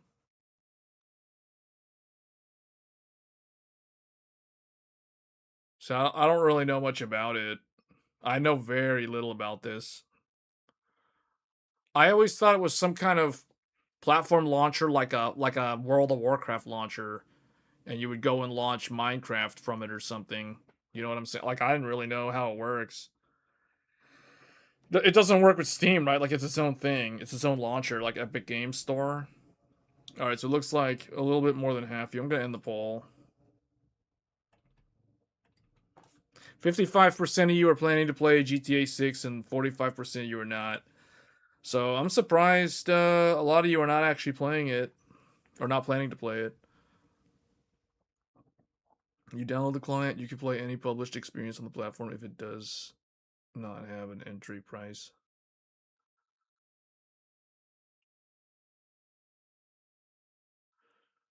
Kind of like 2000s Flash game website kind of vibe. Oh, so it's in the browser? No, it's an app though. It's like an app client thing. So it's still kind of like Epic Game Store. Huh.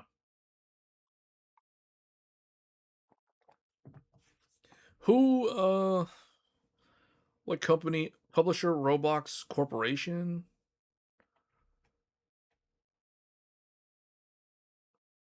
You don't have a console besides Switch 2, so you can't play GTA 6?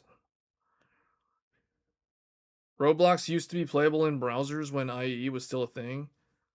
Oh, is it? Is it? But it's not Microsoft owned. Is it Microsoft owned?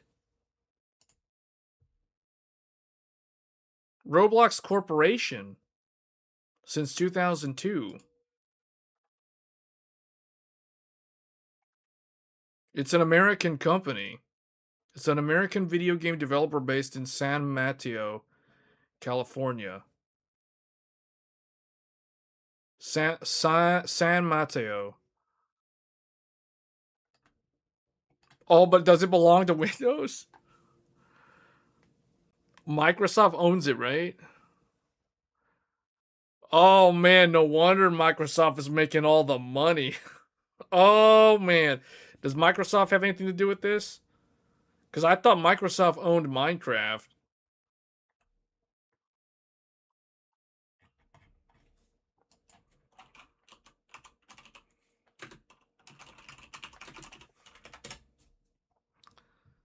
No, well, Roblox is a separate entity.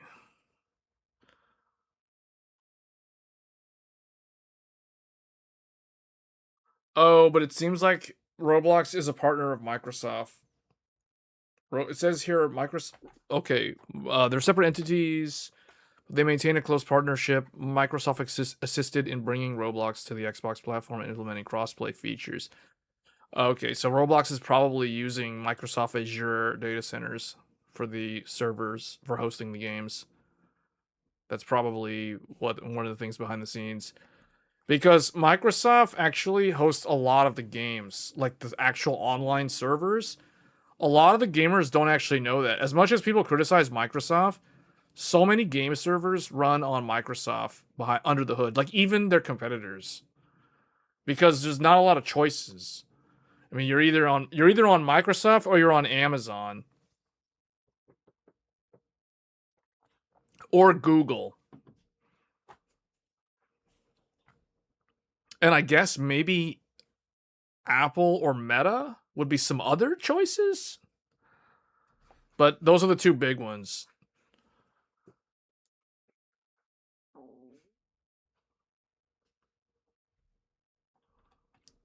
Proton Experimental adds FSR support for RDNA 3 GPUs on Linux.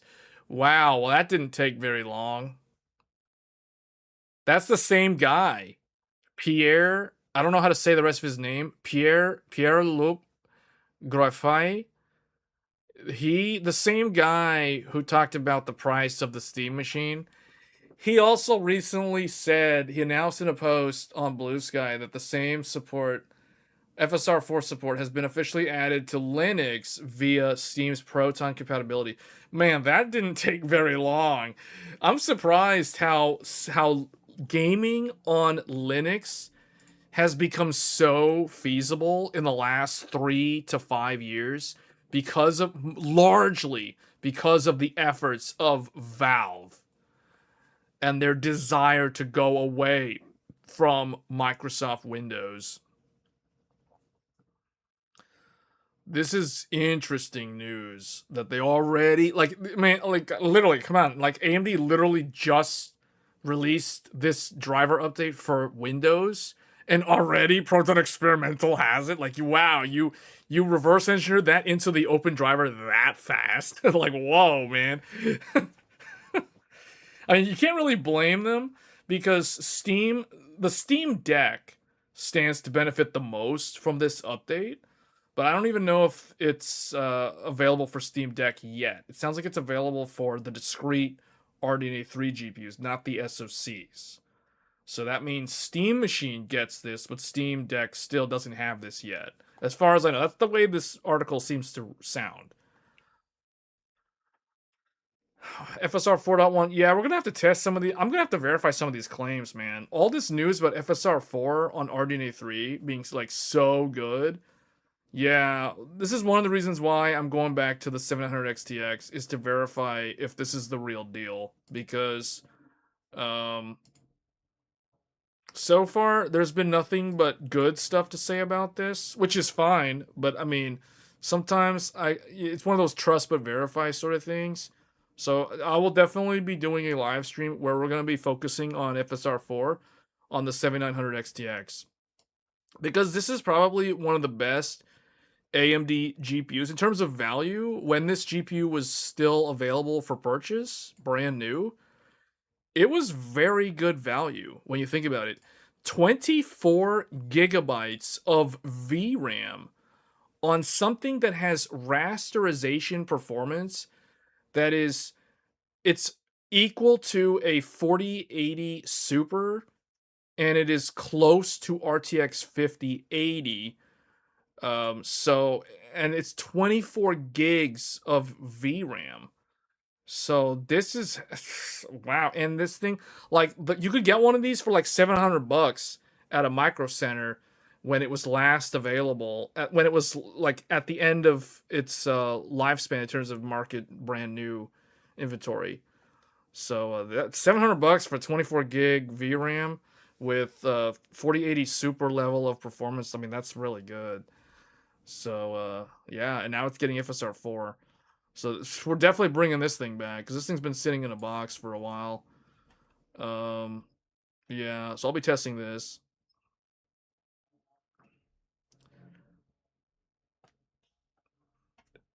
Well, when I say it's a figure of speech, you know what I'm saying? Like, they still gotta go and like go look at the source and figure all the stuff out. That's gonna take some time, but they got that thing out fast.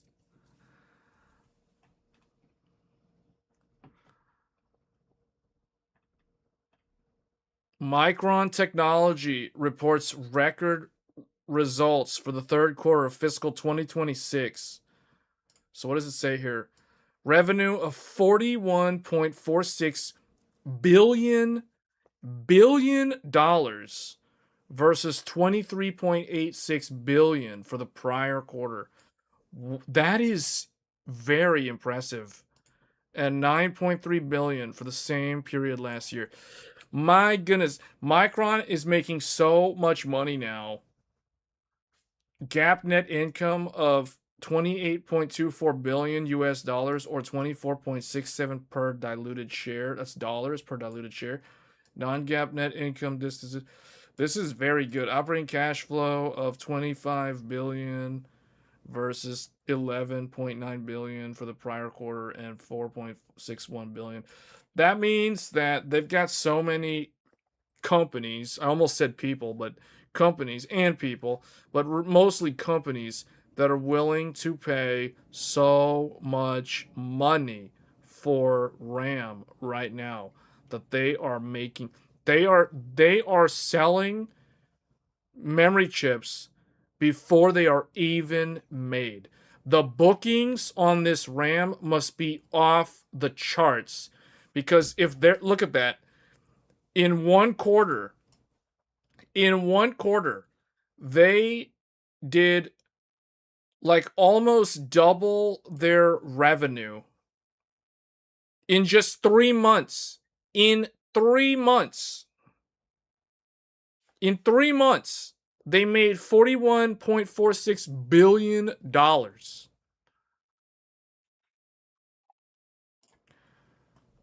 Versus like 23 billion the previous quarter. So that's, wow, this just shows you guys, man, AI is like a money making machine. Look at that. At least for hardware, if you're in the chip business, you're making a lot of money because of all this AI. That's all I'm gonna say. I mean, the results speak for themselves. The results speak for themselves. That's insane. And Micron decided to pull out. They got rid of Crucial. I don't understand why. Well, okay. I mean, yeah, I can kind of understand why, but why? Why did you have to kill off Crucial? You could have just kept Crucial around, guys. You don't have to kill off Crucial. If you're making this much money, why do you have to kill off Crucial when Crucial wasn't even doing anything wrong? Hynix was ordered to pay out employee bonuses in Korea because of the record profits.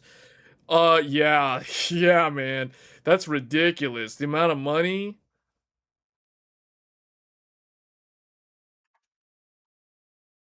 Micron's forward contract, yeah, they are. It's crazy. It is crazy. They are selling things that aren't even made yet. Lead times are off the charts. Lead times are extended lead times. Extended lead times. So everything is getting affected. All the things. Washing machines, dryers, dishwashers, refrigerators are all affected. Cars are affected. All of the PC enthusiasts already know. We're affected. Go look at the price of RAM. That's all you gotta know. Go look at the price of SSDs. That's all I gotta know. Because Micron also makes SSDs.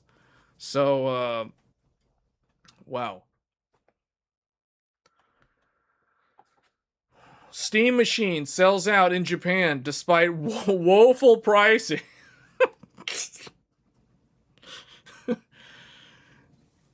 This is what I mean, though. This is exactly what I mean. When you price something, so in Japan, the price of the Steam Machine is almost $1,200. So it's more than it is in the US. $1,175 for the base model. And then for the premium one, it's $1,630. Now these prices are with tax. $1,638 as far as I know. Actually, no, I don't know. I think it does include the tax. For the 2 TB model with two Steam controllers. Wait, I didn't know it comes with two. Does it come with two? No, that must be a typo, man. It comes with one Steam controller, not two Steam controllers. Okay, and two additional faceplates. Oh yeah, it comes with that wood trim and the orange box thing. Yeah. So $1,600, and it's sold out. It's sold out. Already. It's at that price. It's sold out. Man, this $5,000 RTX 6090. Here we come. I'm calling it now. $5,000 6090. $5,000 6090. $2,000 6080. $2,000 for a 6080. $5,000 for a 6090.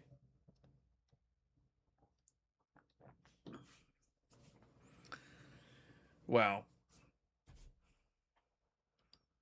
I mean, if they want to do a memory bump though, if they want to do 48 gigs, yeah, about $5,000. If they're gonna do a 6090 with 48 gigs of VRAM, you know that's gonna be minimum 4,500, so about $5,000. If it's 32 gigs, then it'll probably have an MSRP of like $3,500 for the 6090, but we're still talking price bump because official price of the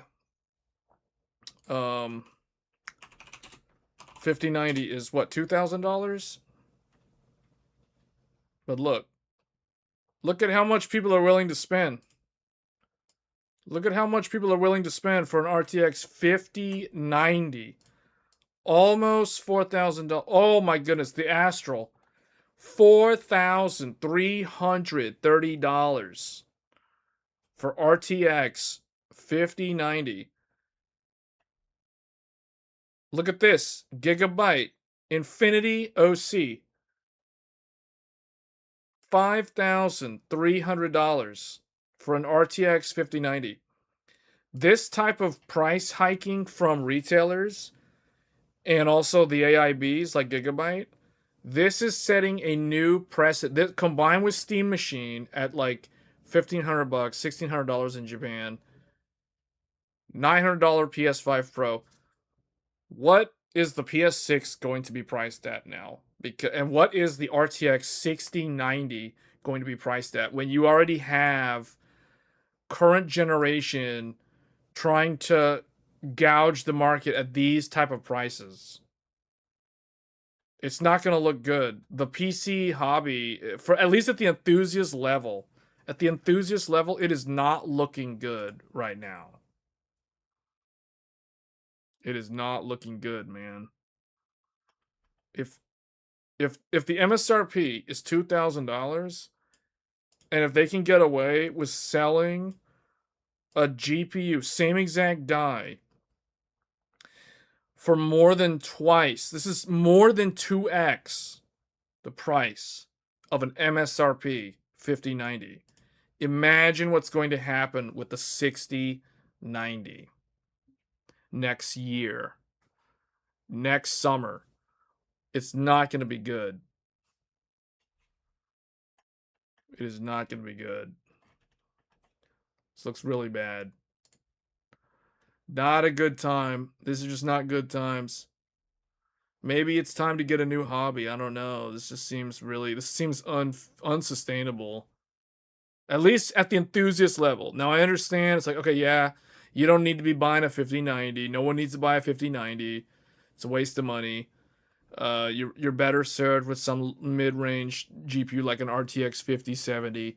And it's like, you know, as Jensen said, you know, you can get RTX 4090 performance with an RTX 5070. Just all you got to do is use AI. You know what I'm saying? Use the power of AI. That's what he's talking about. The problem is the 5070 doesn't have enough VRAM for AI. Oh, here we go.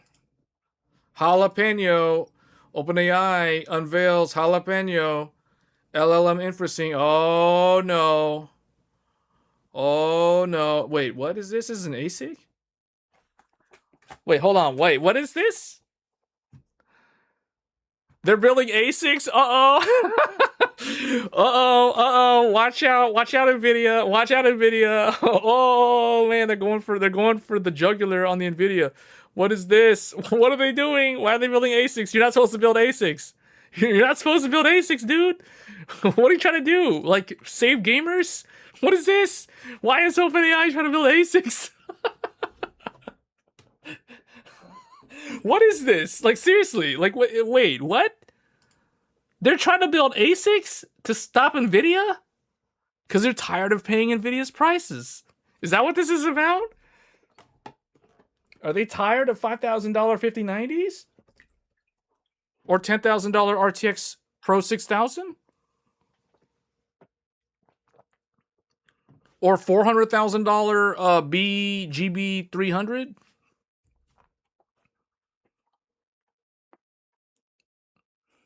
You want the power of Grayskull?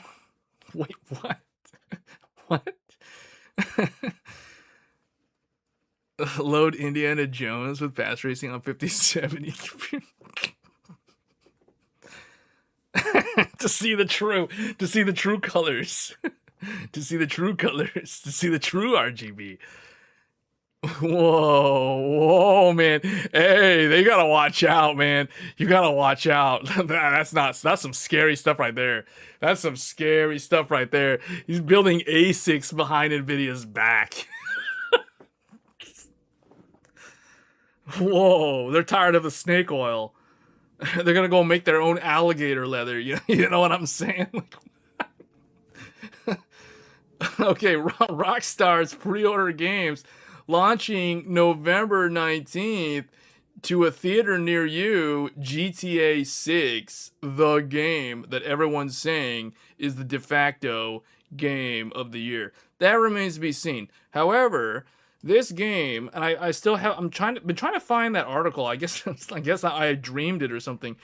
I could have sworn there was an article on Tech Power Up that said that Lords of the Fallen 2 pushed their release to next year, to Q1 of 2027, because of GTA 6.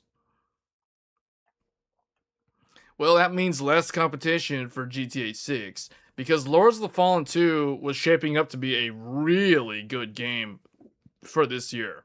If you watch the developer diaries for Lords of the Fallen 2, what they're doing with Lumen and UE5, what they learned from the original game 3 years ago, and now they're leveraging Unreal Engine 5.8, all the new technology. In fact, he said they're building it in with forward-compatible technologies for UE 6.0, which indicates that they probably will do a director's cut edition for PlayStation 6 in like a year or in like 2 years. You know what I'm saying? So it's like, wow, man. Like, can From Software, like, I don't know, hire new developers to use newer graphical technology? I'm just saying, like, if a smaller developer like the guys who are doing Lords of the Fallen can get that much leverage out of Unreal Engine 5.8, we need some of these other developers that have established themselves at making very good games to start leveraging newer technologies as well.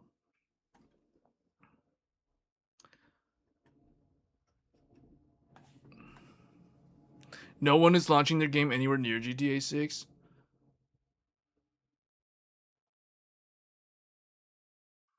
Imagine a 7.5 8.0 earthquake in Utah right under the mega data center. What's in Utah? Does OpenAI have a data center there?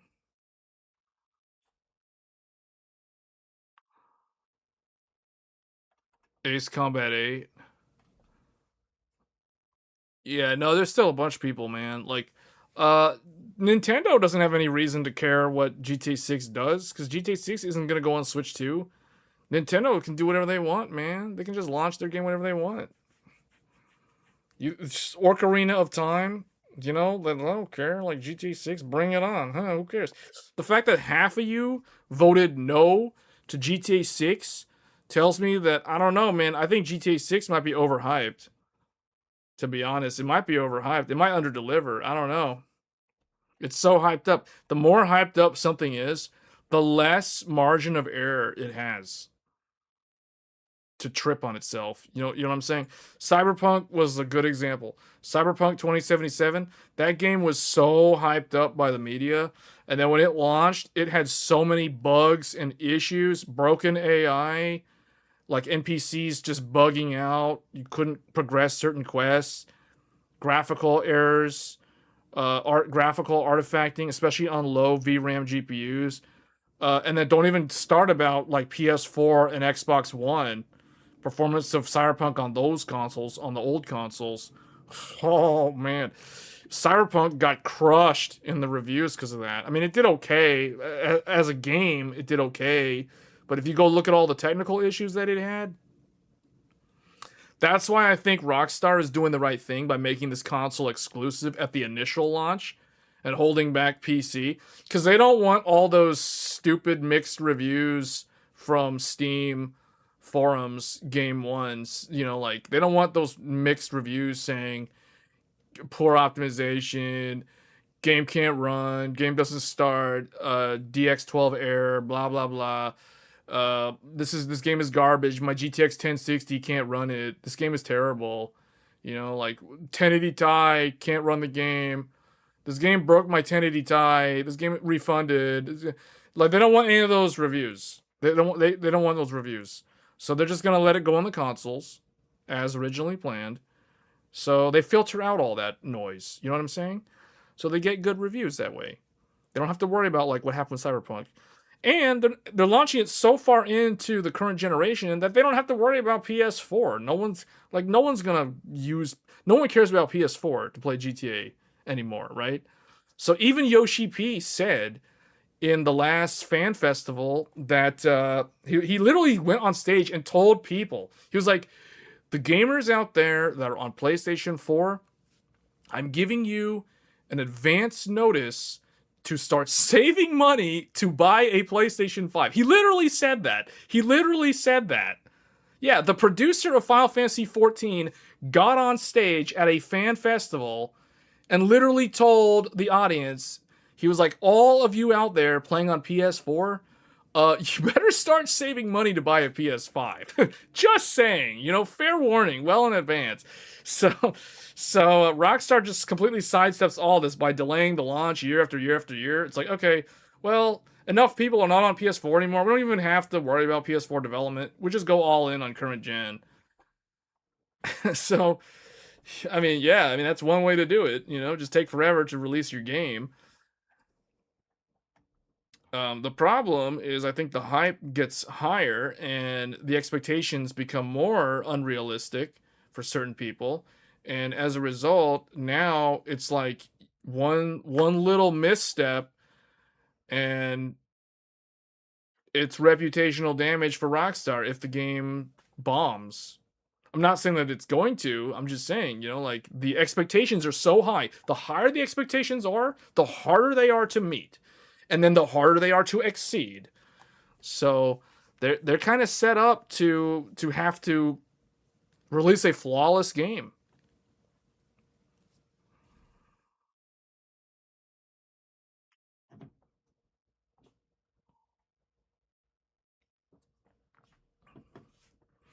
I don't know. Maybe. I didn't tell people. The poll wasn't about being console, though.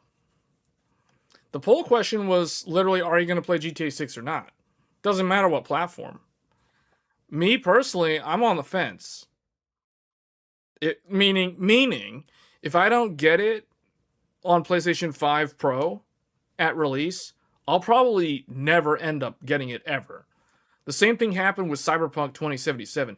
To this very day, I still do not have Cyberpunk 2077, and I don't ever really have any plans of ever getting that game. So, if it misses the boat, it misses the boat.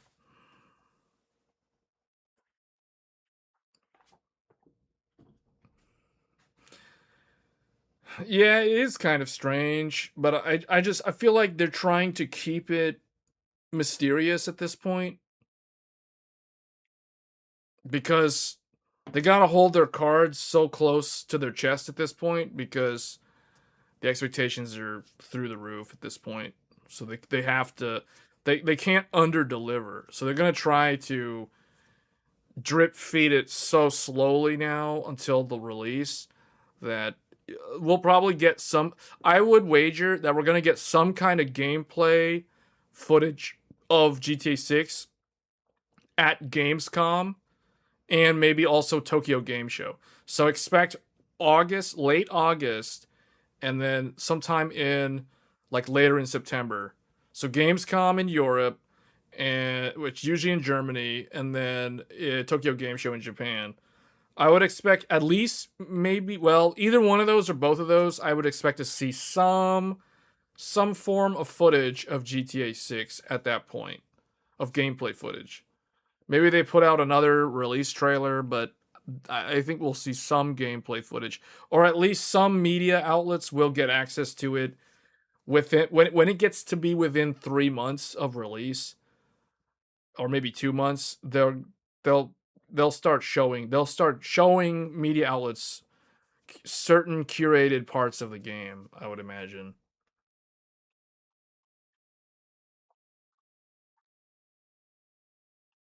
because they need to reinvigorate the hype train essentially. All right, Halo campaign evolved PC minimum and recommended system requirements surface. All right, let's take a look at this. I always find these very entertaining to look at. So it says here the minimum spec is a Ryzen 5 Zen 2 or a Intel 10th gen, okay, i7, GeForce 2060 Super or Radeon 6600 or the rare Intel Arc A580, not B580, A580. Is that right? The A580. A GPU that almost no one has. Because I would expect some people that have Intel GPUs to have either A770 or the newer B580, but A580? Like, who has an A580? Okay, medium 1440p at 60 FPS.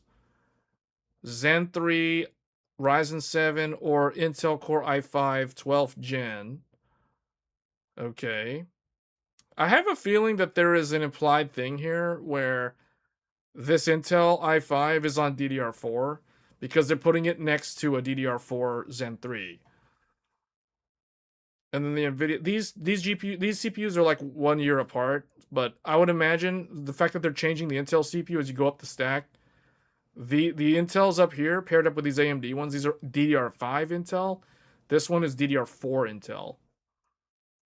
NVIDIA GeForce 3070, AMD Radeon 7600 XT, RAM 16 gig, VRAM 8 gig. Okay, so they're telling you if you want to play the game at 1440p 60, you only need an 8 gigabyte VRAM GPU. And you need 100 gigabytes of SSD storage on your very expensive SSD.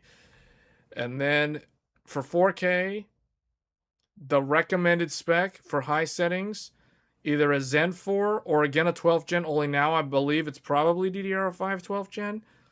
And then RTX 3080 Ti or RX 9070. Okay. 32 gigs of system RAM, 12 gigs of VRAM. Okay, 12 gigs of VRAM. And then for Ultra 4K, so this is, I assume they mean 4K native. You need 16 gigs of VRAM. And you need a GeForce RTX 4080. Apparently just 4080. There's no AMD card here listed here, but the AMD equivalent to this would be a 77 or a 7900 XTX. And then the Ryzen 9 7900X or the i9 13900K. Okay. Interesting. So it sounds like this game's not going to be too hard to run, to be honest.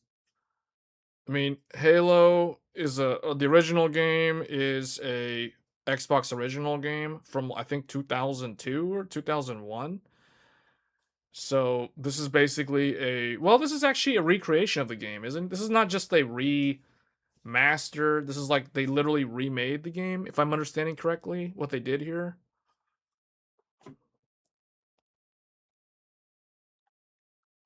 9070 XT would all okay, yeah, that would also work.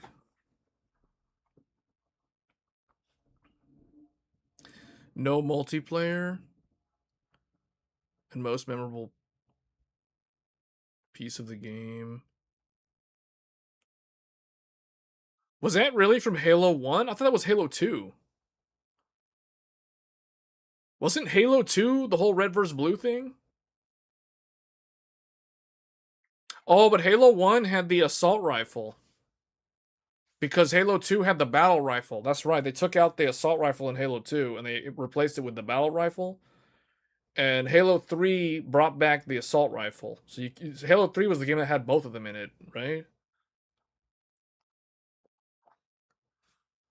What's Halo CE was huge multiplayer? Halo 1? This is a Halo C. What's CE? Collector's Edition? What does that mean? Oh, Combat Evolved? Isn't Combat Evolved just Halo 1? Oh, Campaign Evolved. Why does it say Campaign Evolved? I know the original was Combat Evolved, but why does it say Campaign Evolved? I know it's Halo 1. I'm just saying, I thought the whole red versus blue was a thing in Halo 2. But you guys are saying it was in Halo 1? So, I never played Halo 1 on the original Xbox. I only played Halo 2 on the original Xbox. So, out of all the Halo games, Halo 2, if there was a Halo game that has a nostalgia factor for me personally, it's Halo 2. Because I never played Halo 1. I don't even know if I have Halo 1, like the original disc for the Xbox. I know I have Halo 2. You have Halo CE on disc for PC. Yeah, my disc PC games are like Age of Empires 2 and Age of Empires 2 The Conqueror's Expansion, StarCraft Brood War, Warcraft 3, and Warcraft 3 The Frozen Throne. The original disc release, the 4 discs for World of Warcraft Vanilla. Then I also have the discs for Burning Crusade. And I have the original disc. I have all the Guild Wars discs, like Guild Wars 1, Guild Wars Factions, Guild Wars, whatever the second expansion was called. I forget right now. And then the third one, the North something. It was like the Northern Lands, like Game of Thrones style. And then after that, I think all my games on PC are digital.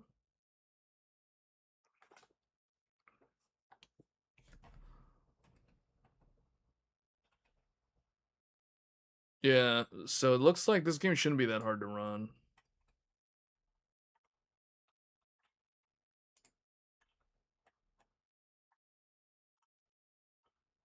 Oh, here it is. I found it. Here it is. I found it. Lords of the Fallen 2 delayed to 2027 to avoid highly competitive holiday period. Lords of the Fallen 2, stylized as Lords of the Fallen 2, is an upcoming indie dark fantasy RPG with Souls-like combat that was. So yeah, I really like this game. This was one of my favorite games that I played in 2023, and that was a huge year for games. That was like the year of gaming. And this was one of the original Lords of the Fallen 3 years ago. This was one of the first Unreal Engine 5 games that also featured multiplayer, that was also made by a small independent developer studio. The guys who made this are not a big CI Games is not a large company. They're a small developer. So it got moved to Q1 of next year. And I remember one of the guys that was presenting the game from representing the developer, he was a little bit hesitant to say the release day, but originally they were looking at August of this year, then they were looking at September of this year. I don't know why they moved it, because if they launched in September, I think that's still 2 months away from Grand Theft Auto. So I think that's still a good enough window. So unless the game wasn't ready, But they said to avoid highly competitive holiday period. But if they were targeting Q3 originally, that should never have been a problem. It would be a problem if they were targeting Q4, because Q4 then it becomes a highly competitive. I don't know if I would say Q4 is a highly competitive holiday period.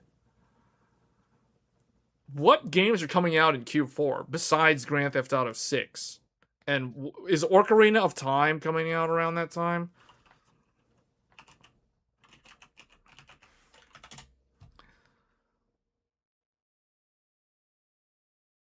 The official remake is released in 2026. Yeah, so we don't know. It's sometime this year. Sometime in November.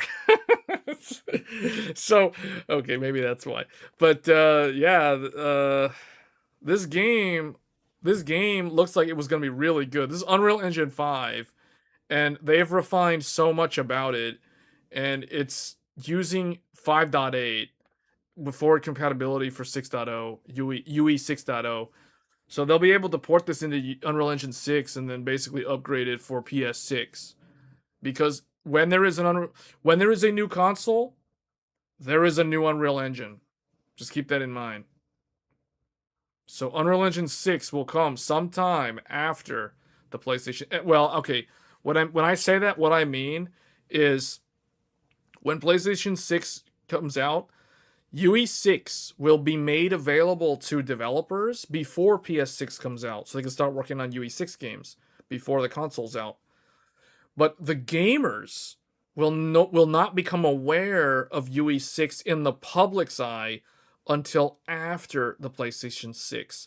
Think about Unreal Engine 5 and think about the PlayStation 5 launch and how much lag time. Forget about Fortnite, because I know Fortnite got ported to UE5 really early on, but that's first party.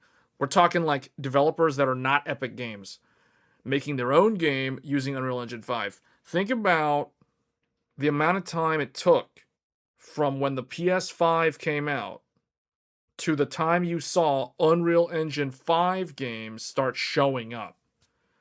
There was like a good 2 years. 3 years. It was like almost 3 years. Definitely 2.5, if not 3 years. So UE6 is coming out next year for developers. So we're going to start seeing Unreal Engine 6 games show up around 2030. Late 2029, most likely 2030 is when we'll start seeing Unreal Engine 6 games actually really start spreading out in the field. So it's interesting because it's like anyone who's still using UE4, technically, if you're a developer and you're using Unreal Engine 4, you can still make a good game, but you're basically developing on tools that were optimized for PS4 and Xbox One. So it'll be interesting with Final Fantasy VII Revelations. That game is coming out next year, and that's an Unreal Engine 4 game. And there's no PlayStation 4 version of that game. In fact, I don't think there wasn't a PlayStation 4 version of Rebirth, if I remember. I might be wrong on that statement though. But yeah, I knew there was an article about this. Okay. All right, guys. Well, I think that pretty much sums up what I wanted to discuss. I mean, mainly it was around Steam Machine and how that's going to cause the price of other things in the ecosystem to go up, because it sets a new baseline of what hardware manufacturers can get away with charging consumers for gaming segment hardware. So, all right.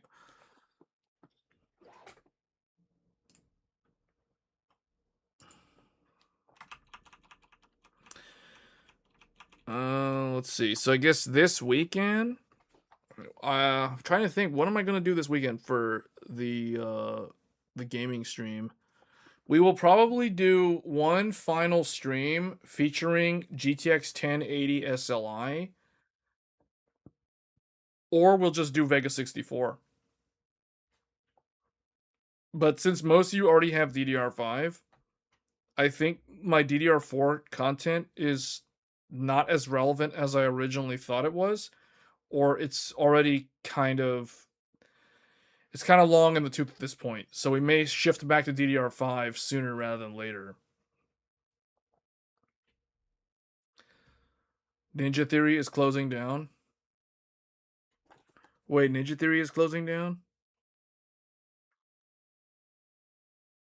They announced Senua only to attract investors, supposedly. Oh, so wait, that trailer that they showed is not actually going to manifest as a real game now? Wait, what?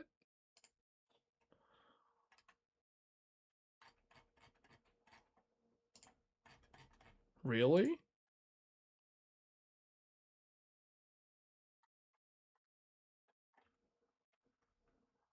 Well, oh, there's another article about Lords of the Fallen getting delayed. Strategically delayed. Oh, there's also this one game, Xeno, or not Xeno. Yeah, Dragon Ball Xenoverse 3. Supposedly this game is like super hyped for some reason. I don't know.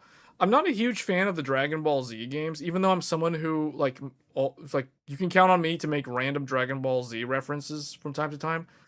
But there's this one game, Dragon Ball Xenoverse 3, that supposedly it's so hyped up right now that they're doing like a world tour, like they're going around and they're like showing off the game. So if you're in the area and if they're in your neighborhood, you might as well go check out the game. Supposedly, I mean, I heard something about that. Um,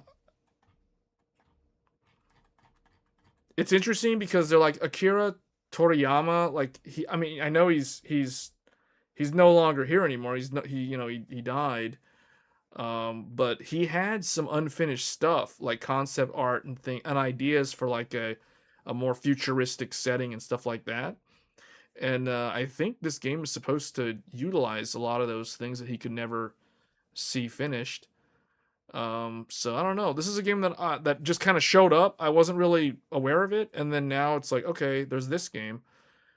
There's another game out there that people have been trying to get me to focus on, and I don't know if I'm going to bother. It's this one, it's a Sword Art Online game. You guys might know what it is. It's some, I'm trying to remember the name of it. It has a weird name. Uh, what is this? Echo Sword Art Online Echoes of Einkrad, the latest game, coming out July 10th. So that's literally like 2 weeks from now. So that's another game that's kind of like this one, I think. Although I don't really know that much about these games. Dragon Ball Z Kakarot is the best.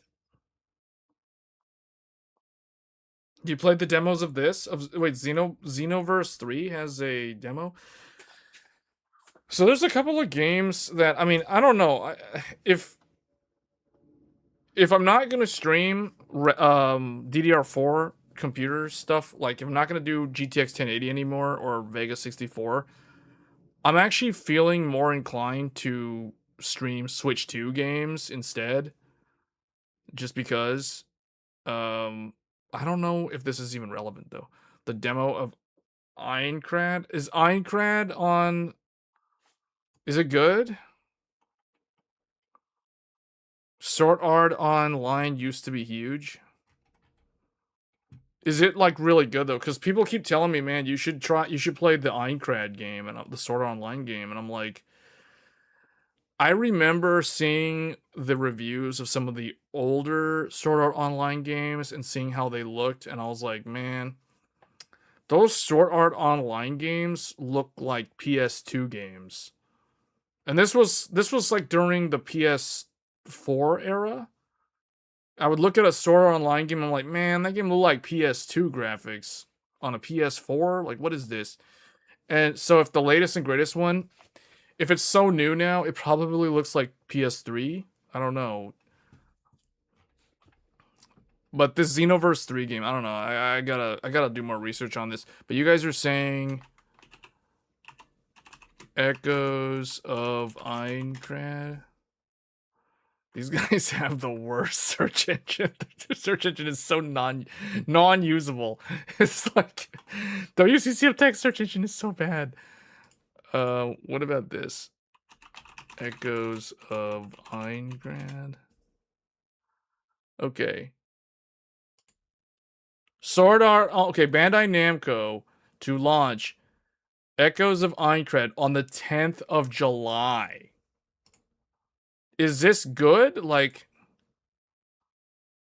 this looks like cell shaded graphics. This is because the reason why this has to pass a certain benchmark for me to consider it, because I've already been burned this year alone by Code Vein 2. Code Vein 2. I was so hyped for Code Vein 2, and Code Vein 2 was the biggest disappointment of the year for yours truly. Code Vein 2 was so bad. This game is like the worst game that I was hyped up about. When it came out in January, I was so disappointed in it. The original Code Vein was so much better. The original Code Vein captured the essence of what Code Vein is about. This game, I don't know what they were doing with this game. Like it. So if this, the reason why I'm mentioning Code Vein 2 is because I already got burned by Code Vein 2 in terms of disappointment. If this game is like Code Vein 2, that to me, that's a hard pass.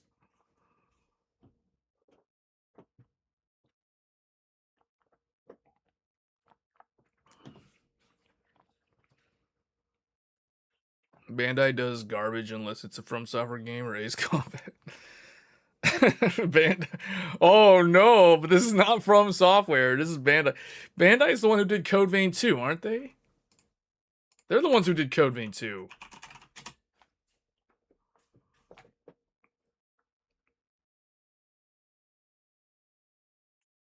Dot hacks. Oh no, I'm very familiar with dot hack sign, but that's long gone, man. Dot hack sign is like, that's like early 2000s right there, or like late 90s, early 2000s. I was too little back then to know even about the video games. I know that there were games with the dot hack slash sign. Code Vein is spun off from God Eater. Yeah, and God Eater was not that bad. Okay, I'm looking at the game. Hold on, let me find my. Oh, I don't even have my list in front of me. So hold on, where's Paint, real quick? Okay, I gotta. Let's make a list of games to track. So there are some games. Actually, I think Tech Power Up has a this week in gaming. Okay, here we go. Yeah, they do. Okay, that actually saves me a lot of work. Okay, this week in gaming. Dead or Alive 6 last round. Okay, this is another, like, man, what is going on here with this? Like, this is a game that shouldn't even have to exist. Like, it shouldn't even exist. Like, Dead or Alive 6, for those that are unaware of this franchise, Dead or Alive 6 is the equivalent to, like, Tekken 7. It's a PS4, Xbox One era game. So the fact that they're repackaging the same game, and it's like the PS6 version of a PS4 game, but it's so like lackluster in terms of the actual content. Like, it's literally, they didn't add anything. It's the same. I was listening to somebody rant about this game because I was looking at games that are coming out this week, and someone was ranting about Dead or Alive 6 last round and how it's like it is literally an abomination or an insult to the fighting game community, because first of all, they add nothing new. They probably add like a couple of costumes or whatever, but it's like in terms of new features, nothing. Literally nothing. And on top of that, Dead or Alive 6 took away things that existed in Dead or Alive since Dead or Alive 2. Most namely things like different game modes, like Tag Battle. Tag Battle was a thing that was in Dead or Alive 2, 3, 4, and 5. And then they took it away in 6 for some reason, because either the developers are lazy or whatever. Whatever the excuse is, they took it away. So, but they gave you nothing in return. So when they announced this game a few months ago, I thought, okay, why is this showing up when they're kind of overdue for Dead or Alive 7 now, because Tekken 8 equals PS5. Street Fighter 6 equals PS5. But yet Dead or Alive 7 should also equal PS5. So that basically tells me that there's no actual, like, this fighting game and Virtua Fighter have both kind of fallen off into obscurity. Seriously. Like, they have failed to stay relevant or keep pace with the other fighting games, which means that when they fall away like that, the fighting game community are just going to lose track of the game. They're going to lose interest in the game. They're going to forget about it. You know, it's old news. It's a thing of the past. So that's really bad, man. Like, this is really bad. Okay, then Possum Resort. This looks like a Switch 2 game. Deer and Boy. This looks like one of those indie style, unique, art directed style games. Kind of like, man, what was that one game that was a side scroller that was really good when it came out a few years ago? It was all like black and white style. It was monochromatic color scheme. This looks kind of like that. It reminds me of that. Impulse. What is this? This looks like a early access. This is probably, just by looking at it, I'm gonna guess that this is a, well, I don't actually know, but it looks like it could be like a Titanfall style game. You fight against mechas or something. So it looks kind of like Titanfall. And then Nofina, explore atmospheric dreams of vagrant but familiar memories. This looks like another indie game. This looks like something from the Switch 1. Just saying. All right, then we've got Don't Sleep with the Fishes. Is this a fishing game?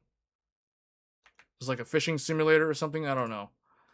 So, okay, then they've got, yeah, so it's kind of, this is the reason why the Switch 2 is kind of more interesting right now. I always feel like Nintendo is interesting in the summer, because there's not a lot of stuff going on in the summer for PC gaming.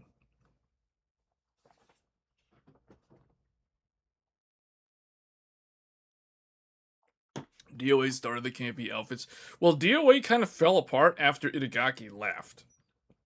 Personally, I feel like Itagaki, he was the foundation that held all of these different franchises from Team Ninja together. After he left, the franchises that he started when he was there slowly died off or slowly became shadows of their former glory. You can look at Dead or Alive as an example. The other example is Ninja Gaiden. You look at Ninja Gaiden 4. So the only reason why Ninja Gaiden 4 exists is because Phil Spencer and the team at Microsoft approached Koei Tecmo and Team Ninja and asked them if they would consider making a new Ninja Gaiden game. They had no plans of doing it, like, oddly enough. So then they're like, okay, yeah, we'll think about it. So what do they end up doing? They ended up farming out development to Platinum Games. That says a lot in terms of how much they care about that franchise. That they're willing to just go farm out development to somebody else. It's like, oh, Phil Spencer's asking me to make Ninja Gaiden 4.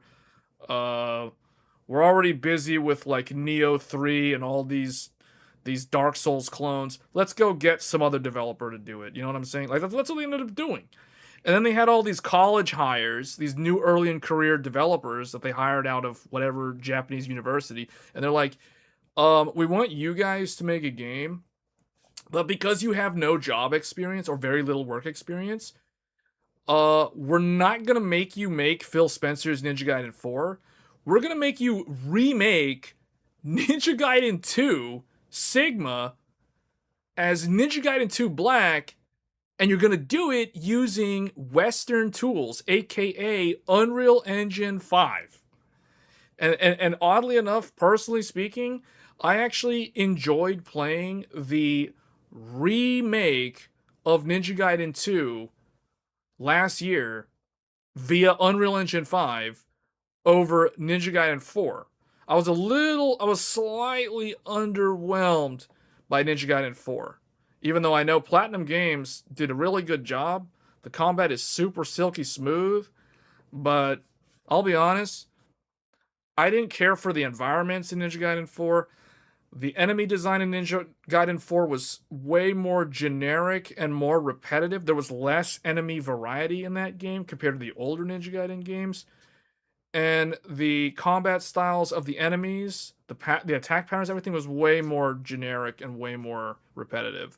So I really think that the older franchises, when Itagaki was there, these games like Dead or Alive, Ninja Gaiden, they had soul. They had like a unique essence to those games that made them really, really enjoyable to play. Now, they have, lack of essence. It's just not there anymore.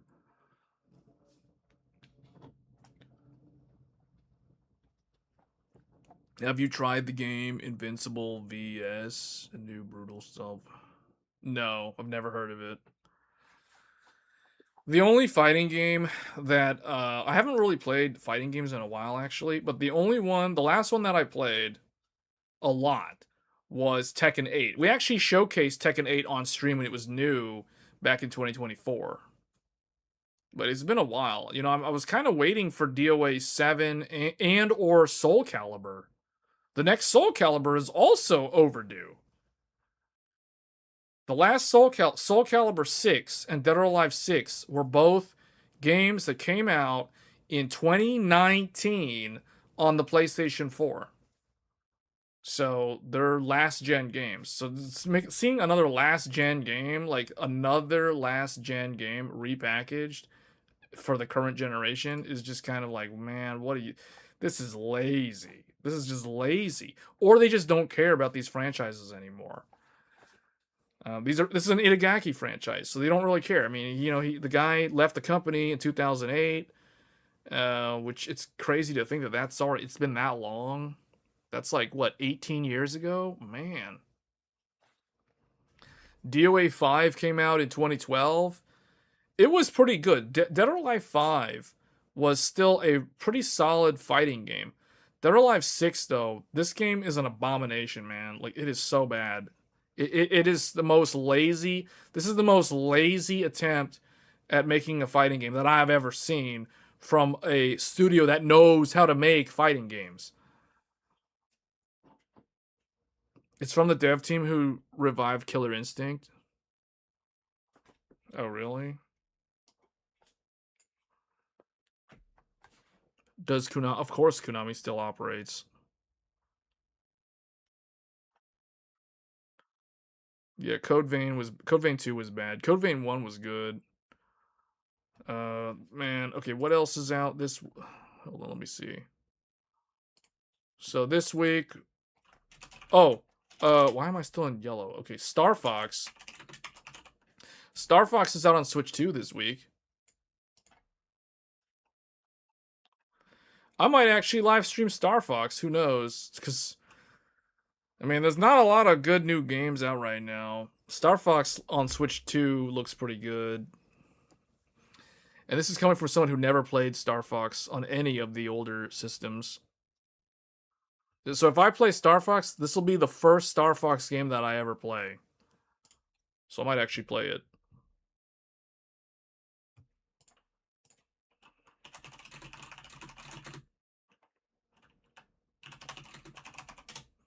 So we've got, I thought I wrote these down. Why is there nothing here? Oh, because it's all on my Strix Halo PC. We're not streaming on Strix Halo. We're actually streaming on the Godlike right now, and I haven't used this in a while. So that's why I don't know what's coming out. I know that there's a game that's coming out in July.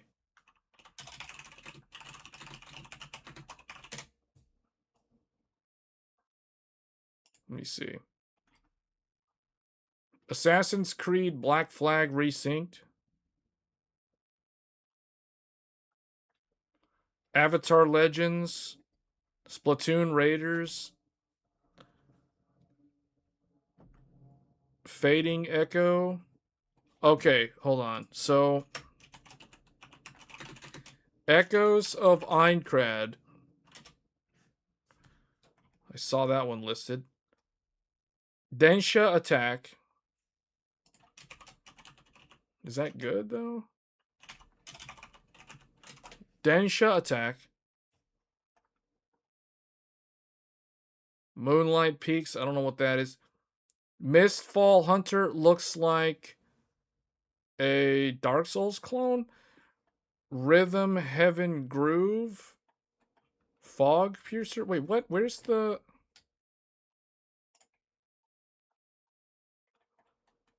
Oh. Oh, no. I'm probably not going to get that.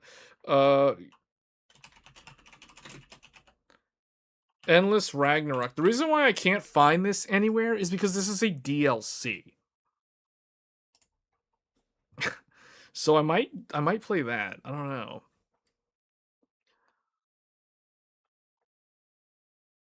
I think that's it though. When is Ace Combat Evolve, or what is it? Ace Combat 8? When is that coming out? Oh, October. It's still a while. So I think this is it for now. I don't know if I'm gonna get this game. I need to do some research on that. I'm becoming more selective in terms of the games that I actually play, because when I'm playing them, I'm streaming them, which I'm technically promoting them then. So I'm gonna become more selective on the games that I end up getting. Endless Ragnarok is probably one that I will cover though. Path of Exile released a new DLC. I never played Path of Exile. If you're testing RDNA 3 with FSR 4, Sea of Strix Halo can use it as well. Okay.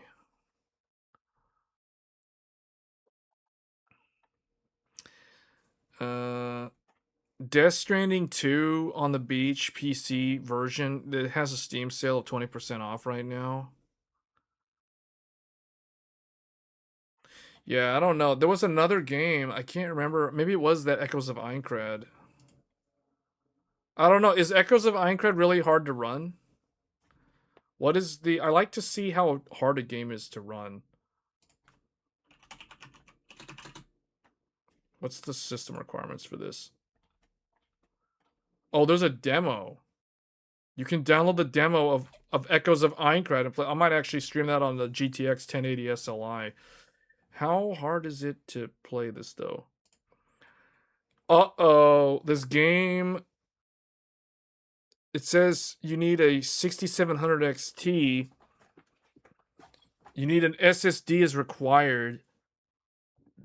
With a 6700 XT, you can get 1080p 60 using quality upscale with a Ryzen 5 5600G or a Intel i7 10700K, so basically DDR4.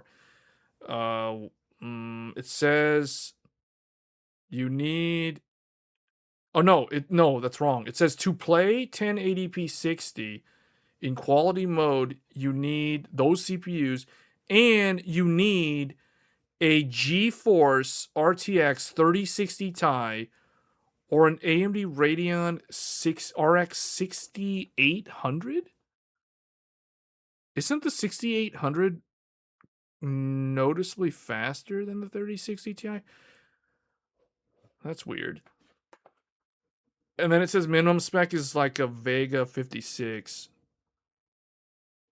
or a 1060. Wow, or an ARC. What the AMD GPUs are more powerful than the equivalent Nvidia ones they're listing. So I don't know. Maybe this is a ray trace path tracing heavy game.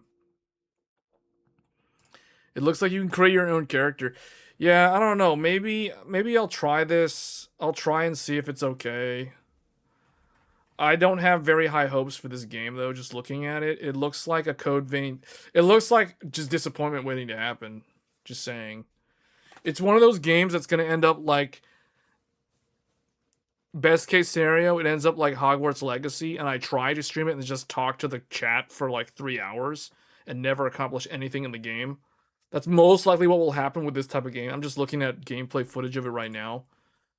Yeah, this Echoes of Aincrad.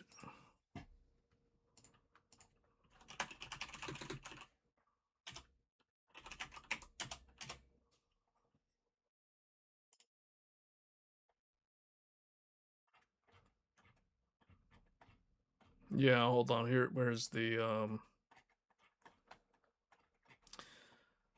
Yeah, look at this. Oh. Echoes of Aincrad, Sword Art Online. It's a single player game, even though it's about an MMO. You're in an MMO. The game is about an MMO, but it's a single player game. Okay? Yeah, that makes a lot of sense.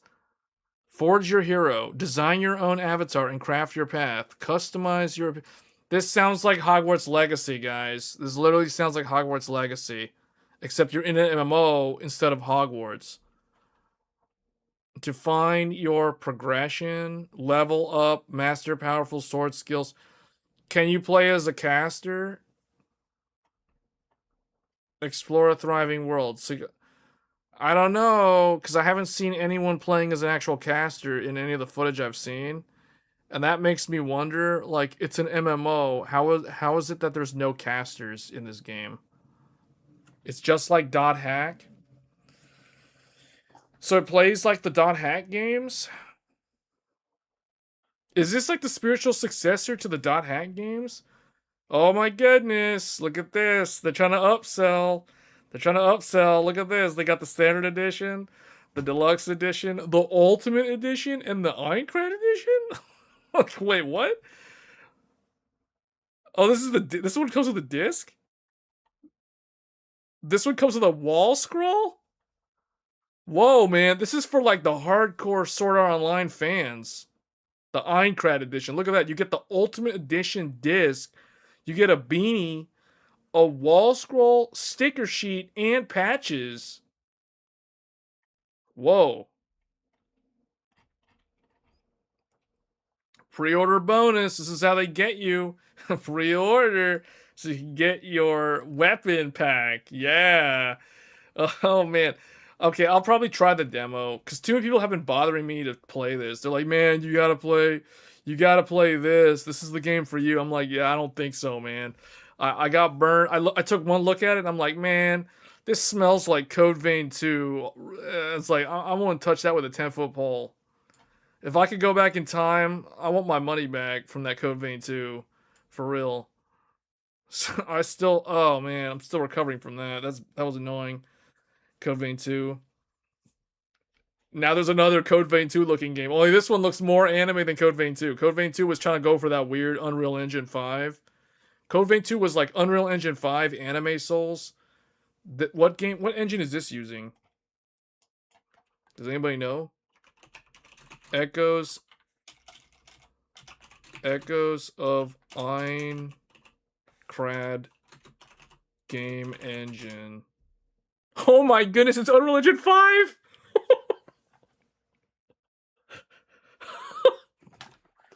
It's Unreal Engine 5, just like Code Vein 2. Why? Oh no.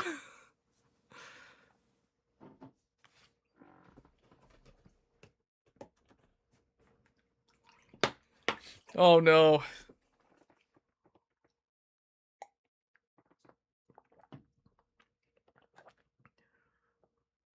Bandai mandated all their in-house engines be dropped in favor of you. Is that true or are you just making that up? I almost want to believe you, mainly because Tekken 8 is on Unreal Engine 5. And Tekken 8 is a game that runs really well on Unreal Engine 5. From Software is not Bandai, though.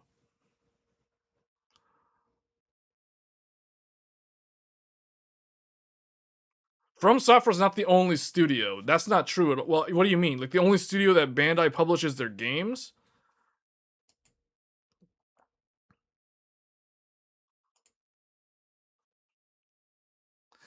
Even Ace Combat 8 is on UE5?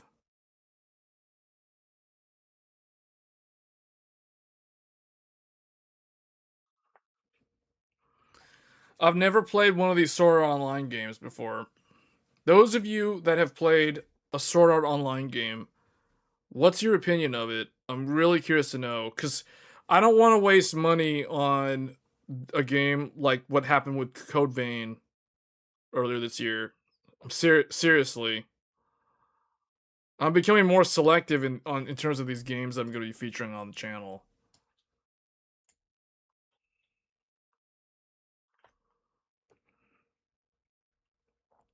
You said it ran fine with the 4080 at 1440p. Keep in mind I'd be playing at 4K. But I'm not against using quality upscale though. Like I'm open to doing that if I have to. But those of you that have played Sword Art Online games, do you think they're good? I mean, I've heard the mention of Dot Hack series, but that's like PS2 era, isn't it? Are any of the Dot Hack games on Steam?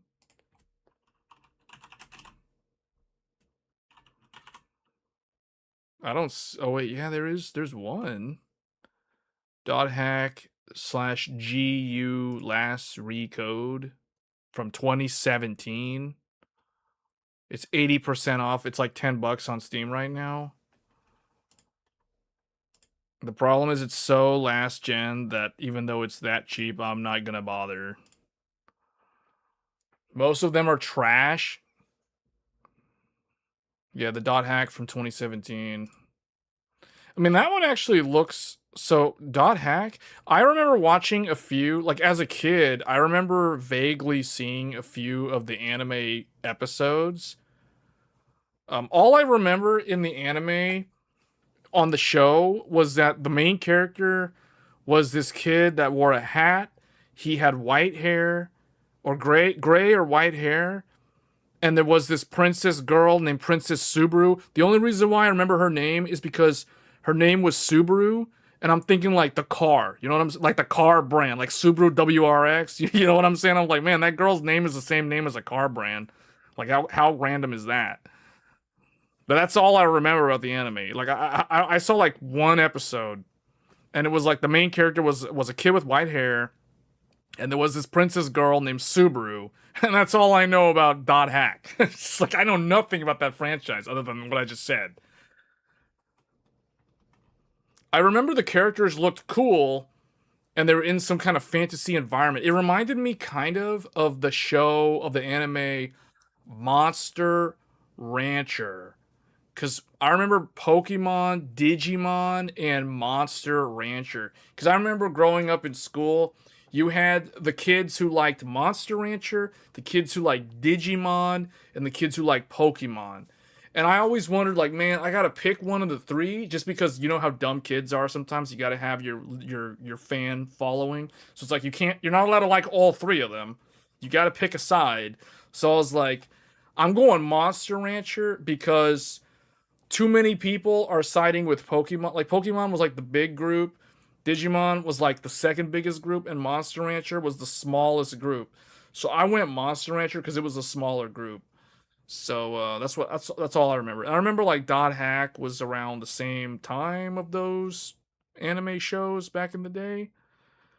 Then there was like Yu-Gi-Oh, the anime, and some other like obviously Dragon Ball Z and the like the Toonami stuff.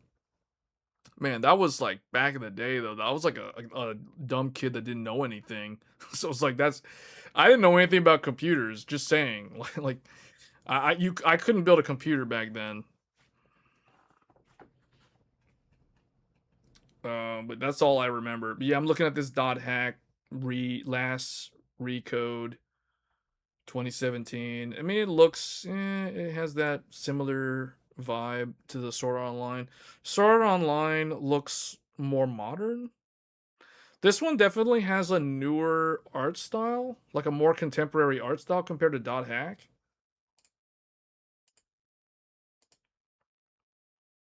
I don't know. Would you guys, those of you who played it, so like Fake Frames is saying that most of them are trash.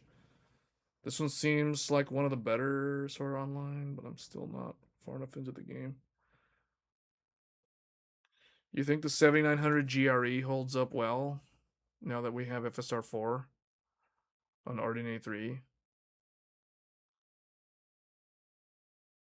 Yeah, I think RDNA 3 is going to have long legs just because of the delay, because of AI.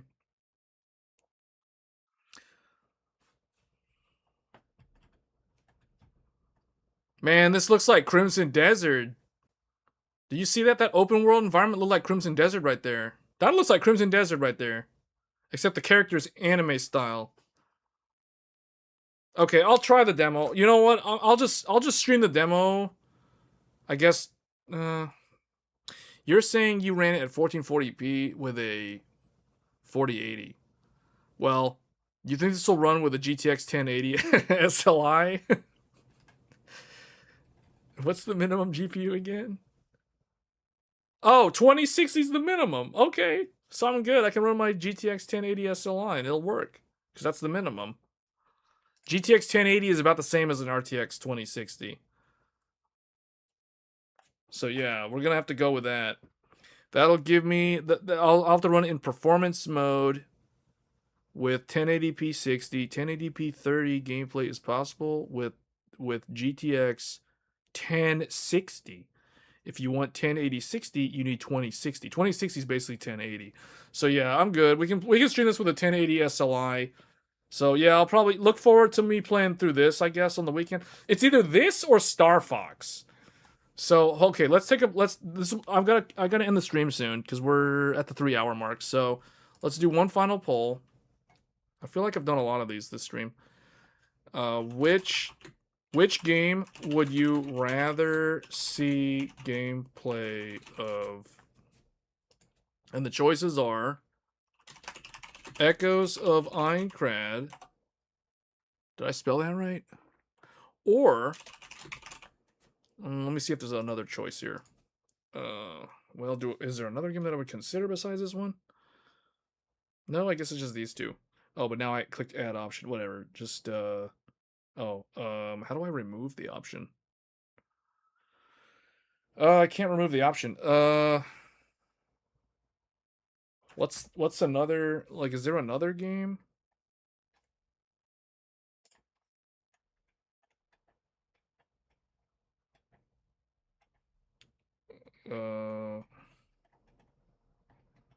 See, the other one's not out for another 2 weeks. Oh, I can just remove it, I think. There. Okay. Oh, I could have put Devil May Cry 5 on Switch 2, but okay, anyway. Alright, here we go. Oh man, it's going back and forth. This is action-packed. This is the most action-packed poll I've seen. It jumped back and forth.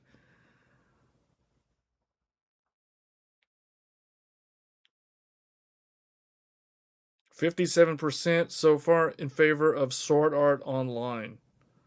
Oh man, it's dead. Okay. It's almost 50-50 right there. Star Fox was catching up. Star Fox will be featuring the Nintendo Switch 2 with the RTX 3090 Ti. Echoes of Aincrad will be featuring either GTX 1080 SLI or RX Vega 64 in Crossfire X.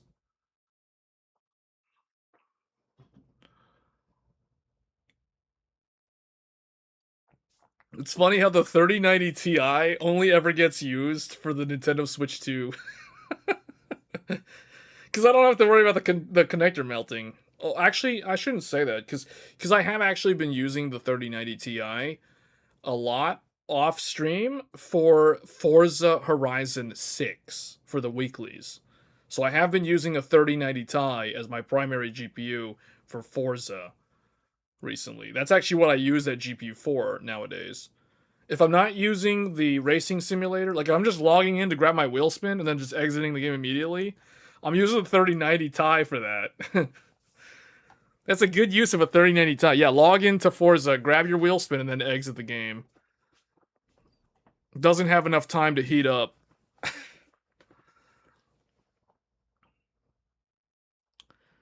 Well, that's going to change soon. Now that FSR 4 is here, the 3090 Ti is going to be on its way out. It's going to be converted into an AI cluster.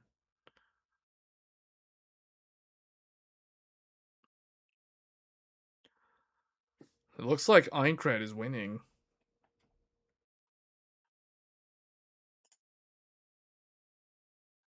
Protagonist. You create your own character. See, this is why this makes me think of Hogwarts Legacy. Your customizable player character. Because this is something that you do not do in Crimson Desert, even though this game has a similar vibe to Crimson Desert, at least initially. Iori, a sword-wielding solo player who taught you the basics of Sword Art Online when you met in the beta test? The beta test? Argo. Oh man, the last time I saw a character named Argo in a video game, it was actually the guy from Gundam, from G Gundam, who piloted the Gundam, whatever what was the name of that Gundam? Bolt Gundam from Neo. He represented, I think, Neo Russia. Versatile info broker with a sharp eye for money you met in the beta test. Zash, a two-handed sword-wielding young man that cares for his allies. Meets your party while looking for a new member for the raid. So he's looking for party for raid, or is he trying to recruit people for the raid? Wise man, your party member since the beta test, a lore enthusiast eager to clear the Sword Online death game. Sayu, the protagonist party member since the beta test. She is cheerful and the heart of the party. So there's like no caster. It seems like everybody in the game is like melee fighters.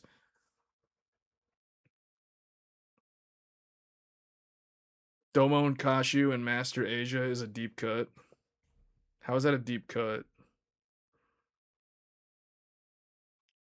G Gundam is like the most underrated Gundam series ever. It's like legit deep.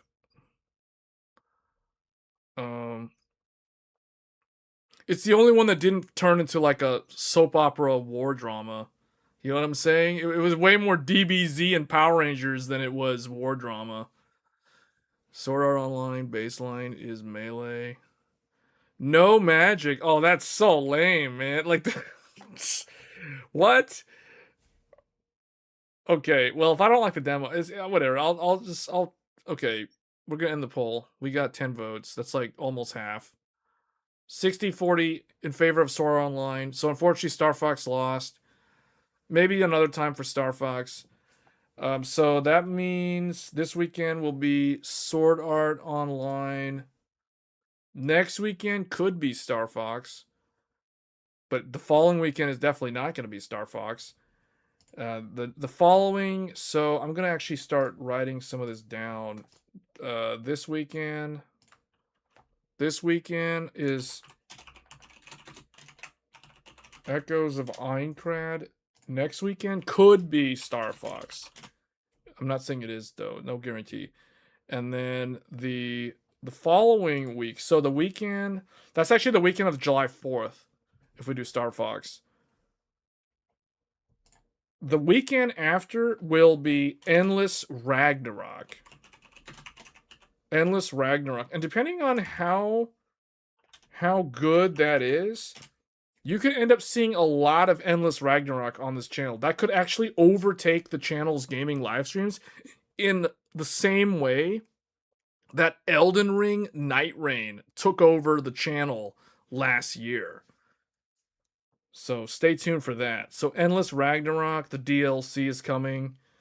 That'll be the 11th of July. And then we have nothing after that, unless there's going to be more Endless Ragnarok for the 18th, then the 25th. And then I'm trying to look here. So August. So the weekend of August 8th is going to be Beast of Reincarnation. Actually, we should be doing this in Paint so you guys can see what I'm actually typing. Okay, so we've got... So for July...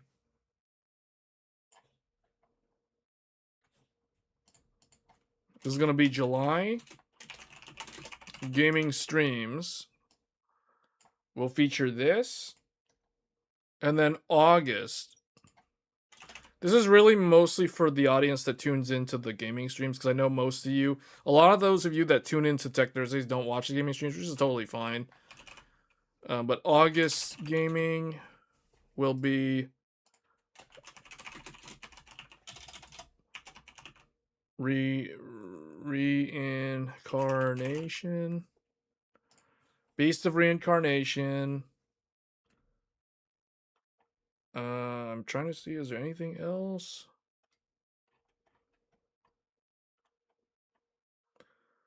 I don't know what else is coming out in that month. Oh, what about Trails in the Sky second chapter has a... Okay, this needs to be on the wish list too. Okay, that's going to take over September. All right, so then September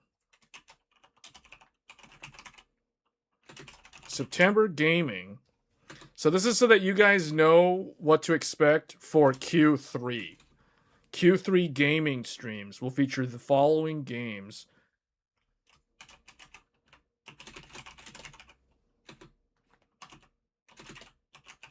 Just like we streamed all of Trails in the Sky first chapter last September, we will be streaming all of Trails in the Sky. This game gets priority, unlike Trails Beyond the Horizon back in January, because Trails Beyond the Horizon became one of those games that I literally just use for benchmarking purposes. Whereas this is a game that I actually intend to finish. So, where is Ace Combat? That's not out in that month. And then we've got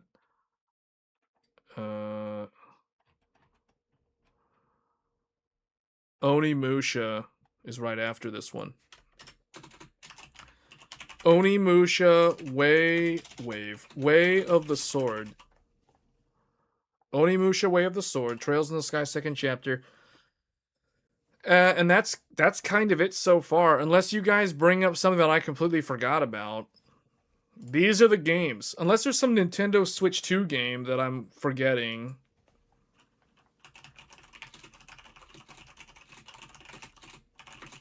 Let me see. Upcoming games for Nintendo.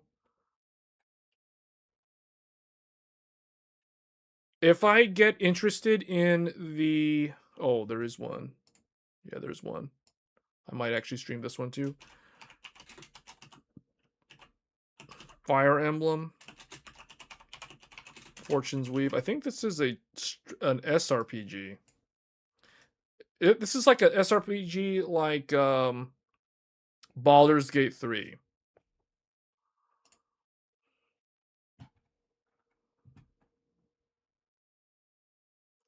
I think that's it. Lies of P Complete Edition is coming to Switch 2 in August, although I'm probably not going to cover that.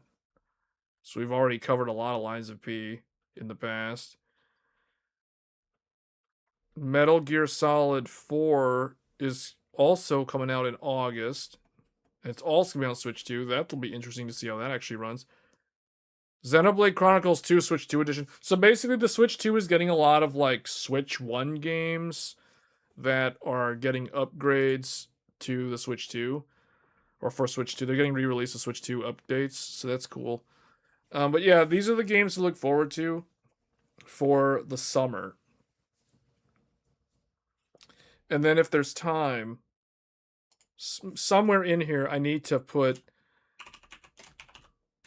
what is the thing? Dawn Trail, 7.5. I need to do 7.5 at some point.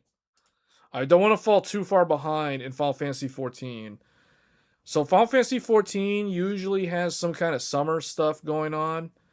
And I've said this before in multiple streams. The best time to play MMOs when they're not with new expansions is the summer. Because there's not a lot of stuff going on in the summer. You know, like a lot of people taking vacation. There's not a lot going on. It's usually slow. So, yeah, this is a good time to get caught up on an MMO. If you play an MMO. Like, the same logic can be applied to World of Warcraft. Or any long-running live service game. So I might try to squeeze that into August at some point, just because August only has like one game listed.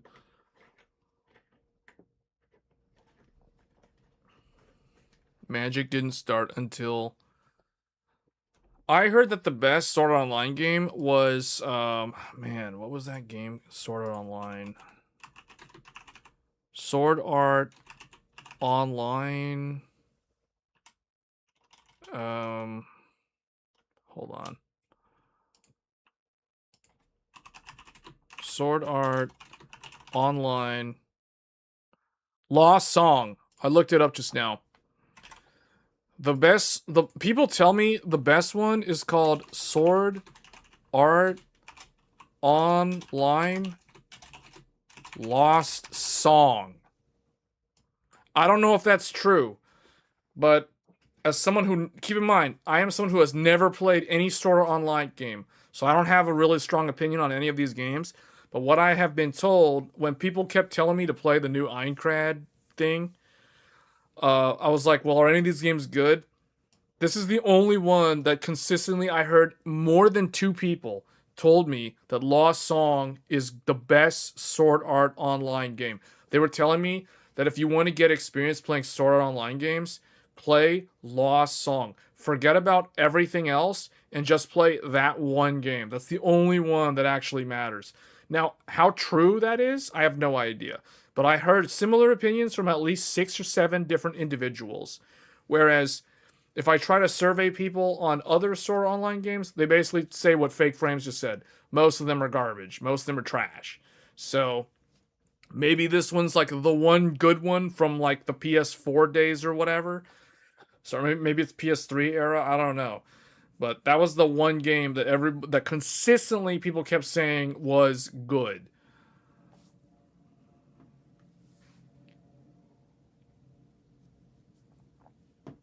Mr. Hunter Wilds? What's Mr. Hunter Wilds? You mean Monster Hunter Wilds? Mr. Hunter Wilds is getting a new DLC. That's not until next year, though. Lost Song has Monster Hunter Rise graphics. Monster Hunter Rise actually has pretty, for a game that was meant for the Nintendo Switch, it looks pretty good.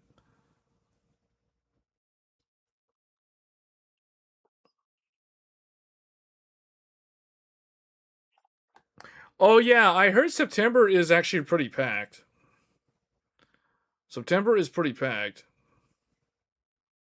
Warhammer 40k, Dawn of War 4, Halloween, the game, Control Resident, Blood of the Dawnwalker. I'm so surprised that Blood of the Dawnwalker is coming out like in September. I thought that game was coming out next year. It it really has a release date. Oh my goodness, it really has a release date? You can already pre-order the game? The publisher is Bandai Namco? Wait, what?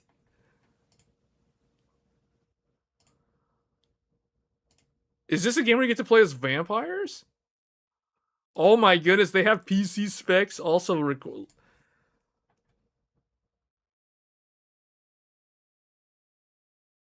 It requires some pretty high specs, guys. Oh man, this game is no joke. Wait a minute, wait a minute.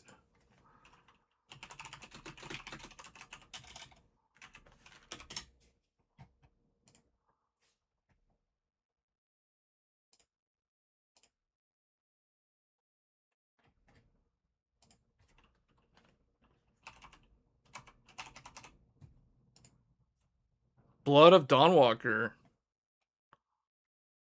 Rebel Wolves is the developer, but it's being published by Bandai Namco? What is this game even about? When I saw this game, I thought, oh man, this is the next Cyberpunk 2077 remake. But it has nothing to do with Cyberpunk, obviously. So I didn't know. Oh, September 3rd? Wow. Role-playing game. Is this supposed to be like Elder Scrolls? 14th century Europe. I don't know. I gotta, because see, like, okay, this game has had really good trailers, but trailers don't sell me on a game. I gotta know more about the actual games, like systems and everything. Because if this ends up being like, if this when I see this, this looks like PAX Day, and if it's anything like PAX Day, I'm gonna run away from this immediately. Open world brimming with adventure. Open world brimming with adventure is a very, very double-edged sword. That can make or break a game just by itself. You thought Witcher when you looked at? Yeah, I know. I thought this literally looked like Cyberpunk or Witcher. I thought it was made by the same people actually. Become the Dawnwalker. This is one of those. Oh man. Oh, here we go. Eclipse Edition, Day One Edition, and the Collector's Edition. Oh, man. Whoa, look at all this. Pre-order. You get the Wayfarer's armor set.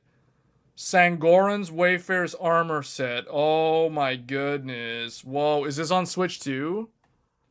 Oh, it's not on Switch too. Oh, sad face. Oh man, Summer Game Fest. Man, Blood of the Dawnwalker. It's made by the same people that with the why it's being published by Bandai Namco. Huh? I thought CD Projekt Red made this game. Rebel Wolves? Isn't that like, huh?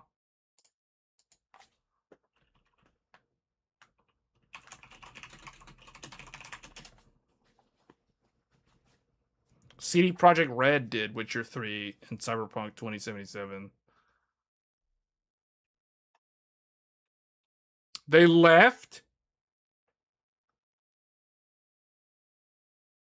What?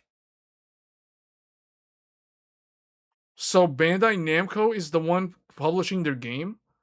But it has nothing to do with Bandai Namco. So this is basically a Western-made game. Cyberpunk made many devs leave. I can totally see why.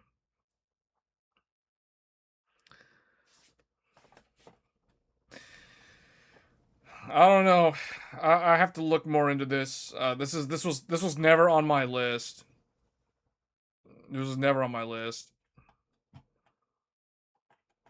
Control Resonance also not on my list. Wow, so they all went to this. They went to the Rebel Wolves. I might have to look into this now. Now you guys got me more interested in this. Now that you mentioned that it's made by ex-Witcher 3 developers. I always thought Witcher 3 developers were working on Witcher 4.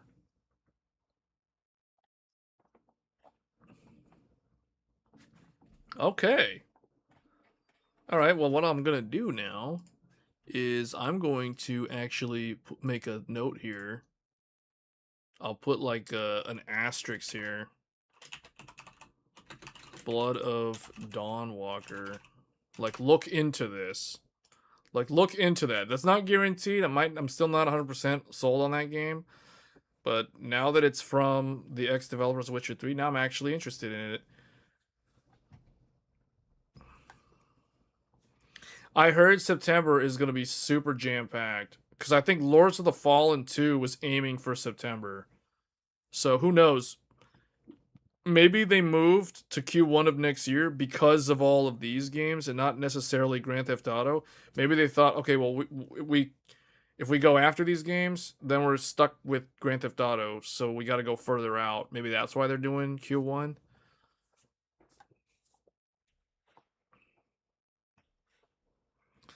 What's that one game? The Chinese game, Phantom Blade Zero. When is that coming out? October 28th. Man, okay, that game don't care about Grand Theft Auto for real. It's just gonna launch. It doesn't care. It's just gonna launch. It's just gonna launch. Who cares? Who cares about the Halloween game? It's just gonna launch on October 28th.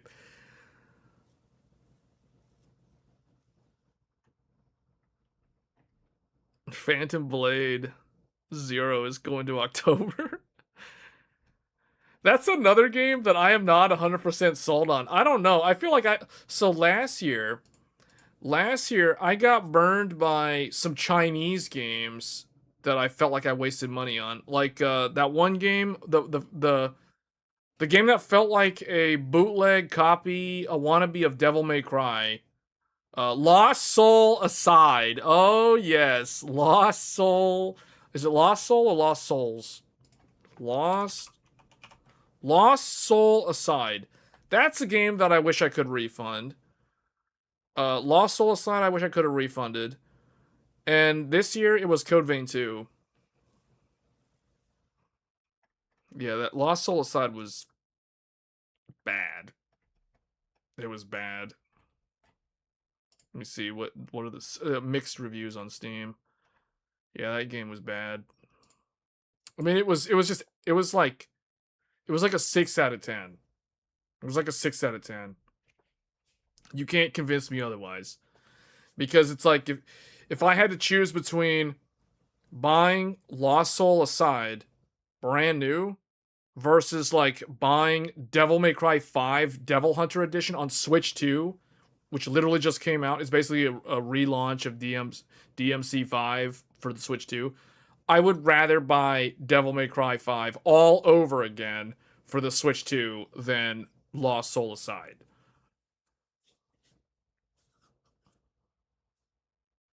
Okay, but anyway, guys, that's kind of what we're looking at for Q3. Q3 gaming.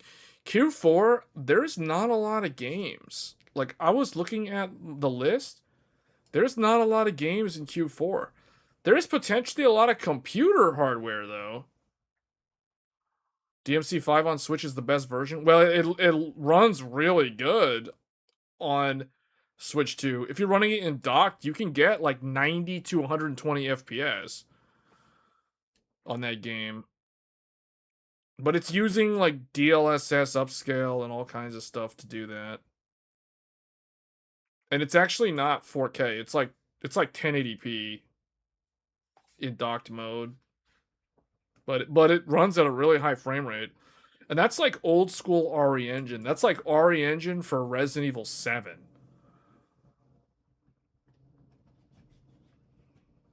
But anyway, that's going to be it for this episode of Tech Thursdays. I feel like we didn't really talk much about anything new other than like Steam Machine.